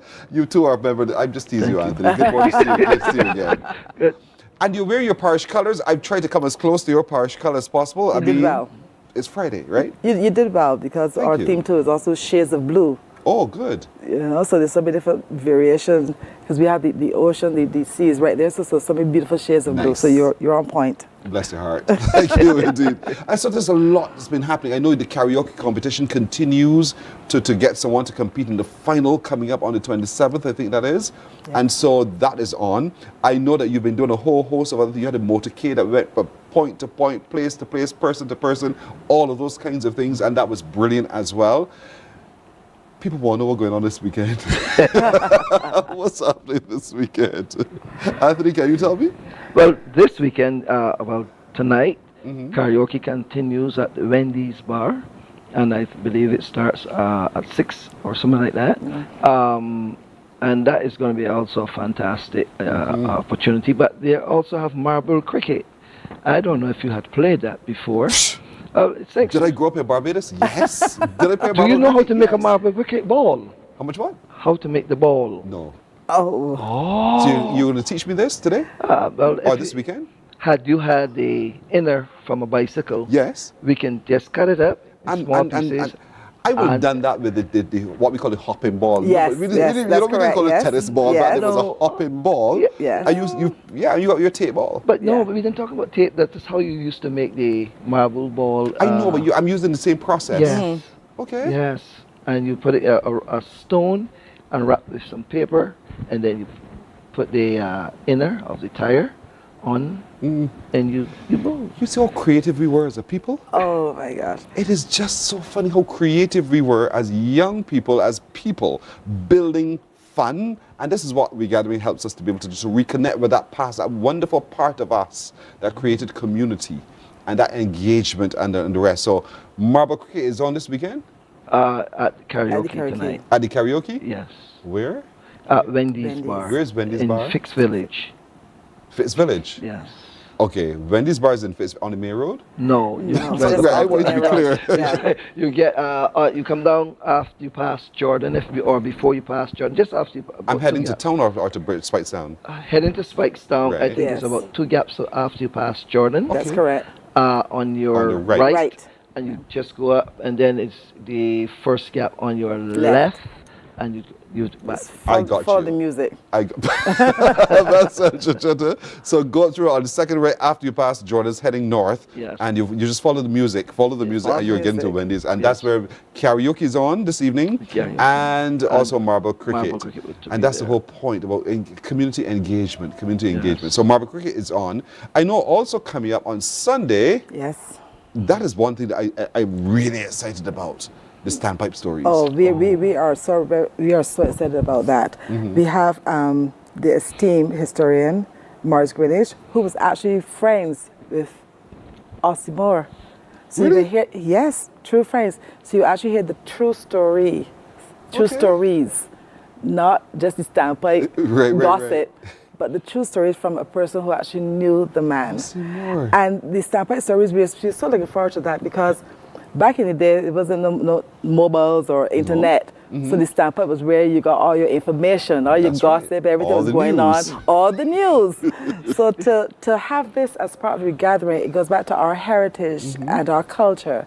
And Morris Greenwich is such a fantastic storyteller and so knowledgeable. Yes. We did a heritage tour with him with the Parish Independence Committee, and so much information that I had no idea about. There's so much in St. James, whether it is a road, a gully, a cave, oh my gosh, a house that Morris knows about. And so knowing and immersing yourself in the truth of where you grew up and where you live right now is so important, and Morris can help you connect with that. So he's at the standpipe story. He is the standpipe story. You are going to be riveted to this man's knowledge. You are just going to be leaning forward, because I met him for the first time. I've heard about him. I think it was in 2019 when we were getting ready to prepared. And he came to our committee as a part of the cultural aspect of the parish. And when he began, my eyes popped open. He spoke about the Panama Canal money. Yes. And I'm like, Panama Canal money? What I got to do with this? And he began to say how from Fix Village and come on down. But I know he will tell the story, but he can tell it better now. He said how those who had gone to the Panama sent back their money and how their monies were sent back and how they were used to build out what we have now, the Platinum course. Yes. It was an excellent story. And the names of the people, the households, the locations, all of that is being told in the Standpipe Stories, which is at St. James Parish Church, right? It's at St. James Parish Church this Sunday, and it starts from 6:30 until 9. And we have our feature movie is Keeping Up with the Joneses, which is the local production? Yes, the local production. That is so funny. So it is going to be a fantastic event and a must-attend event. Yes, so it's this Sunday. Come on out. Bring your whole family. Very, very entertaining. And you will not be disappointed. You know, it's right there on your screen. All the information you're looking for, folks, is right there on your screen. Right there on your screen. It's on this coming Sunday at 5 until 9. They tell me on the screen. Or the start time a little different? We just got to get there early. Yeah, get there early. Get there early. And there's plenty parking. There's plenty parking as well. The thing about the event that comes off on Sunday is family.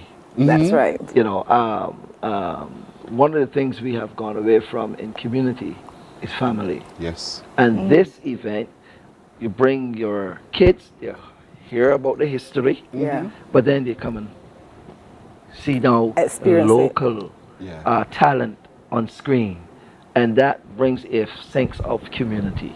I think it's intergenerational, the Standpipe Stories. So you get to hear from the seniors of the community, and you get to share with the seniors of the community, so you get to know your community. And I think I just love the whole concept of the Standpipe Stories. It's brilliant, absolutely brilliant. And then you get to sit back and watch that movie that's hilarious, Keeping Up with the Joneses, and have a good laugh. Food and drinks will be there? Yes, we do have vendors on site, so... At St. James Parish Church. At St. James Parish Church. Because I'm rushing through time, I'm sorry. That's quite all right. Thursday next week, however, though, I think that's when we're going to be having the impact of cricket, taking a detailed look at that. Yes. The impact of cricket on Barbados from a youth perspective. I know Tahir Bulbulia is a significant part of that exposition, and so we want to encourage all of you to come to that. Do you know where that's happening? It's going to be a webinar, so we will... Oh, it's online? It's online. Brilliant, online. And how do we get the online Well, please go to our social media sites. It is We Gathering St. James on Instagram and also on Facebook. All right, and log in and be a part of it. Yes, please. The marquee event now. Yes. Let me talk some big stuff here now. This is going to be a ding-dong wonderful time. Who's going to tell me? Anthony? It's your thoughts. First, before we get to the marquee event, let's deal with the blind cricket, because blind cricket is also on the same day. Yes. On the same which day? Well, we are changed. The day has changed from the 13th, and now we are moved 7 days later to the 20th. To the 20th. Yeah, so blind cricket is also on that day, and I happen to play a little role as being blind for a couple of hours. Yes, that is serious, something else, boy. Yeah. So I can understand. I would like to play that cricket game, just to feel what the actual those who are blind. What they experience. And they can still enjoy life. That's what I'm saying. And that's the whole thing. So the game is not for people who've lost their sight alone or who are failing eyesight. It is for even sighted person. You have your blindfold on. That's correct. And listen. Because it requires you to focus and listen. Yes. It has and that's going to be exciting. Yes. That's going to be at Desmond Haynes Pavilion. Nice. And that's going to be while the marquee event is still going on. Right. So the two of them will run simultaneously. Oh, sweet. But those who want to go down and encourage and to also have a part, because they're not too far apart. You know, it's just a small distance in between. You would just walk on down to Holders Hill, and then when the cricket is finished and you celebrate with those, then you come on back to Hoyt's Pavilion, where we will entreat ourselves with a marquee event that really is going to be revolutionizing. So we start at 7 o'clock. We start at 6 o'clock for a walk. Only 7 kilometers. Short. A nice brisk walk. A nice brisk walk. Yeah, and short. Yeah, I think it's going to be cool in the evening. That's correct. So, In the morning. We start 7 a.m. Start 7. Oh, okay. No, 6 a.m. 6 a.m. 6 a.m. And really and truly, we take a small walk from Trent and we come on up through the back of Sandy Lane, the golf club. It's a beautiful scene there, boy. Absolutely gorgeous. I see the route. Yeah. Absolutely gorgeous. And everything, you can register online, and please get in contact with us on our social media if you have any interest, and there will be a lot of interest, so please register early. Yeah, that's important. Please register early. It's going to be a lot of fun, and then in the evening, and then throughout the whole day. This extravaganza is a whole all-day event. It's going to be absolutely brilliant, and there's something in it for everyone. So we have our vendors up. So when we get to finish the walk, then we come and do a little Zumba. Yes. You get a little excited. Now you're working up that body. I can see you're ready for this. Ready. And then you do a little salsa. So you get that warm down type of thing, and you enjoy all that there was as it relates to your exercise. And then you go and come and get a little test now. Health checks. So a whole range of health checks are That's done. That's correct, yes. But you have not only health, we are hoping to have this, because it's a health and wellness extravaganza. We are saying now, we don't just want you to get your physical body checked. We want you to also to feel mental state. Right. Not only just your mental state, we want you to understand that there's a financial that brings the stress. Yes. So we want to have those who are counseling to bring that stuff. And all of this happens when again? What day? On the 20th of September. And that's almost like next week.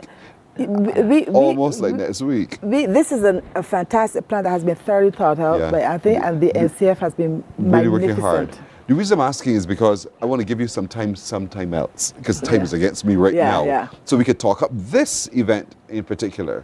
Yes, all right, please, so yes. you have to come back so we can talk about the marquee event some more and to get into the nitty-gritty of it indeed. But you know, folks, this weekend, Sunday, we're going to St. James Parish Church for Standpipe Stories and the movie and everything else as well while we gather as a family.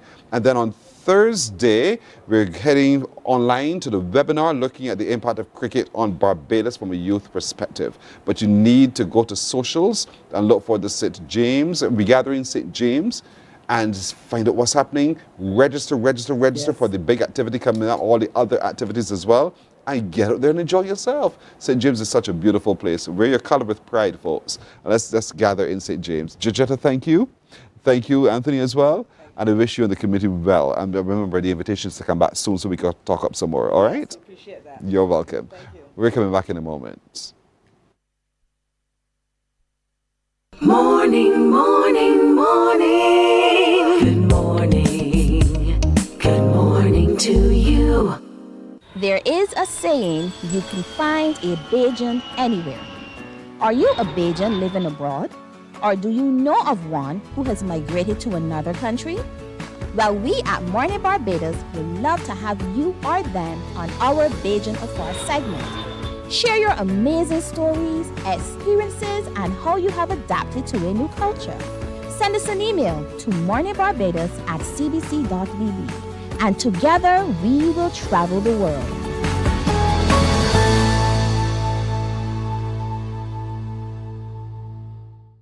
Some ask, what makes Barbados so special? We at Mornin Barbados say it's you, our exceptional youth. You are talented, resilient, and inspirational. You are the epitome of the Barbadian spirit, testing the boundaries of your creativity. If you are an entrepreneur, artist, baker, designer, author, or have done anything you think should be highlighted, email us at morninbarbados@cbc.bb.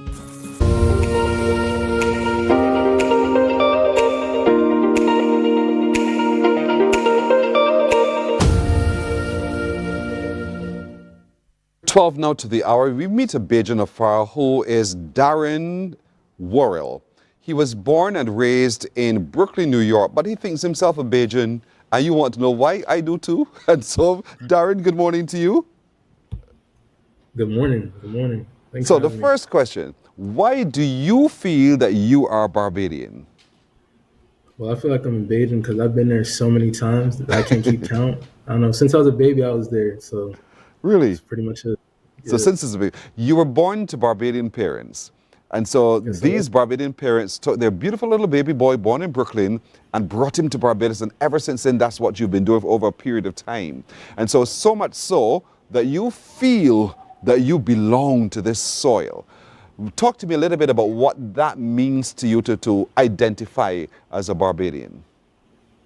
Well, pretty much my whole entire family is from Barbados, even the ones that's down there in the different parishes as well. My parents born there. Like I said, I've been going there since I was a little boy. So I feel like that is my soul. It's my roots. I just feel like I belong there, even though I'm here. And hopefully I'll be able to travel there this summer. Mm-hmm. And so how significant... There must be something, not just the food, it's not just the sand, it's not the sea alone, but there's something in your soul that connects you to this place. And because we live here, sometimes we don't quite understand what that is. And I'd like you to help me understand what it is that makes you feel in your heart that this land is your land. I feel like it's just the culture of Barbados as well. My family, like every Sunday when I was back home, because I'm currently at college right now, they treat me just like I was in Barbados. Sunday dinner, we have to eat at the table together. That's how it always was, like that. So the Bajan customs, the Bajan customs. And so you are still quite young. And so, but your story is one of interest, really, because at 20 years old, you were able to graduate with a degree. And for a lot of 20-year-old Barbadian children, it's like, wow, boy, how did you get there so fast? Talk to me a little bit about that. Okay, so I went to early college high school in Brooklyn, New York called Pathways in Technology Early College High School. And they had a 9 to 14 model. And the model is that by the time you graduate, you'll get your associate's degree or college credit. But I didn't quite get my associate's degree. So I transferred over to Seton Hall University with those credits. And I was like way ahead of time. And everybody always asks me, Darren, how you did it? But it's all due to that high school. And they really put me in a good position. Because you took the leap and they saw something in you that was special? Most definitely did. That high school, I talk highly of it. I have Coach there, Coach Smith, who I'm still in contact with to this day. And then all my friends from there to this day. I feel like they did see something in me that I didn't see in myself. I was always quiet. I'm still quiet right now. But I feel like that school allowed me to get out of my shell a lot more and bring that over to Seton Hall University. And so here it is now, you're now studying for your master's. You're, again, and how old are you? Let me just put that into context. How old are you? I'm 21 years old. At 21 years old, you're doing your master's with a specialty in? Digital media. I decided to focus on digital media. Why is that your specialty? I always was interested in sports broadcasting from the time I was young. There was times like I would just mute the TV and tell the story my way, to tell the game my way. Yeah. That's how I always liked it, like that. And I just, for in terms of digital media, I just feel like that's my passion, that's my calling, that's what I want to do for the rest of my life. It doesn't matter what level it is, if it's writing or broadcasting, I just feel like that's what God called me to do. And you're obedient to that call, which is great. I love when people are obedient to the call from God.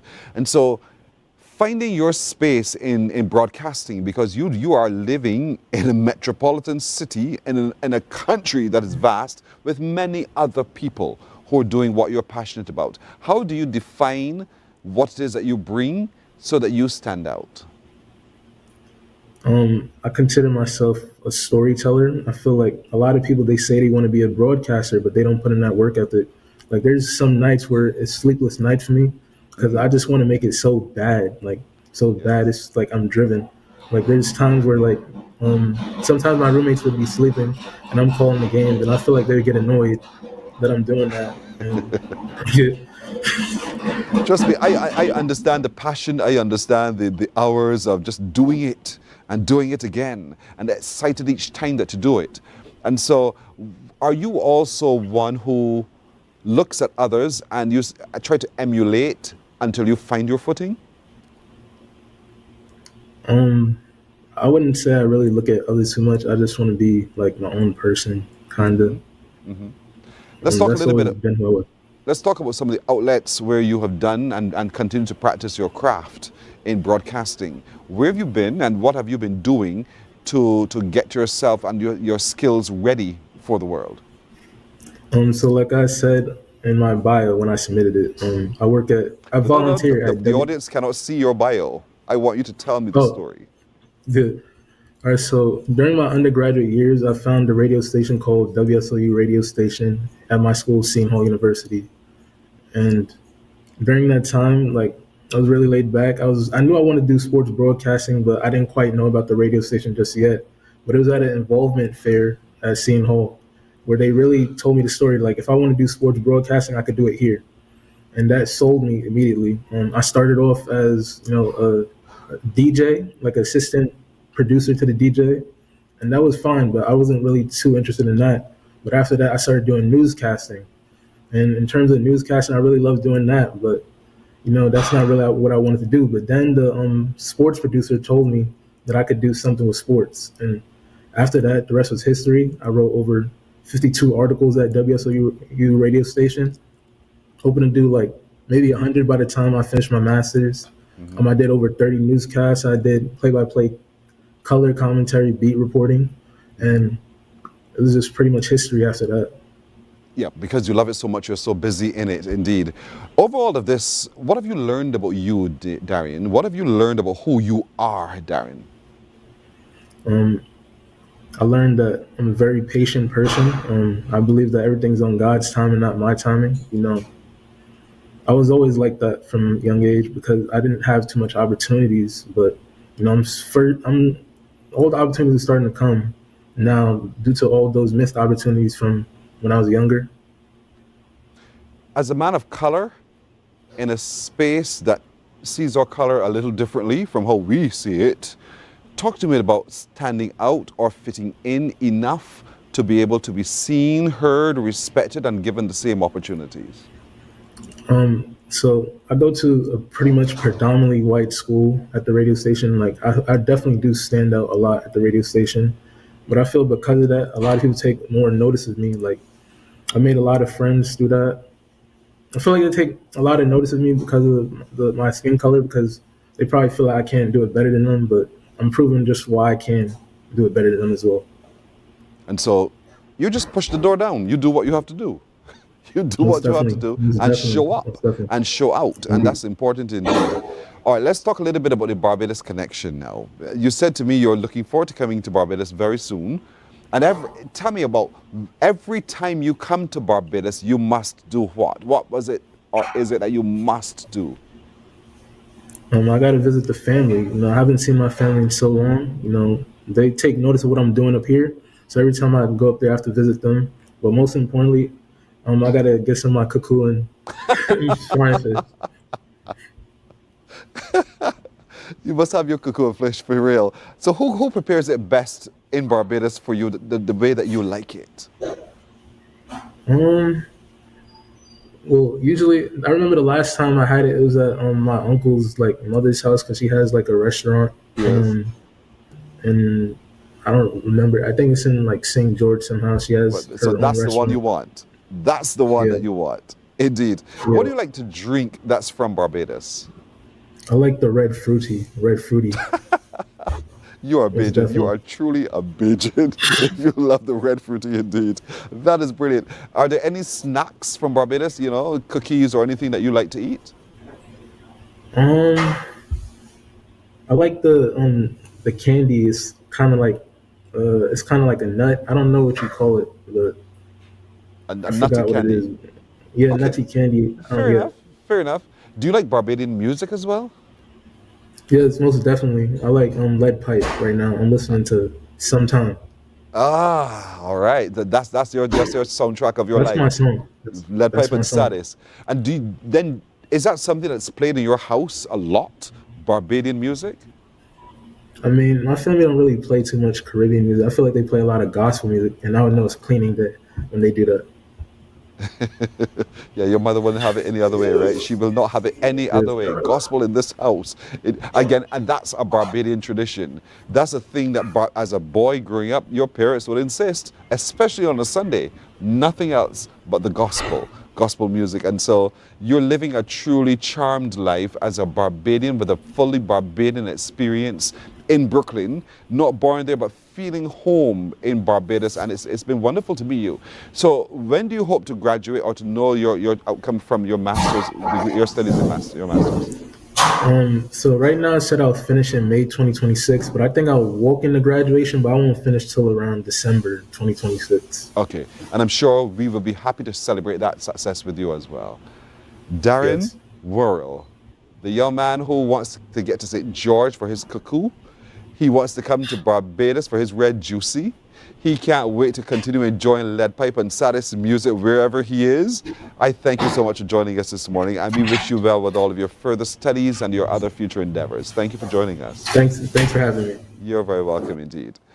What an inspiring young man indeed. And that's it for today, ladies and gentlemen. We do thank you for coming, spending time with us. Remember, share the show, share the love, tell others about us indeed. And my little crew joins me wishing all of you a great today, wonderful weekend. And be it the will of the Lord, we'll see you on Monday. Bye-bye. Wake up, wake up, wake up, wake up. Barbados, get up.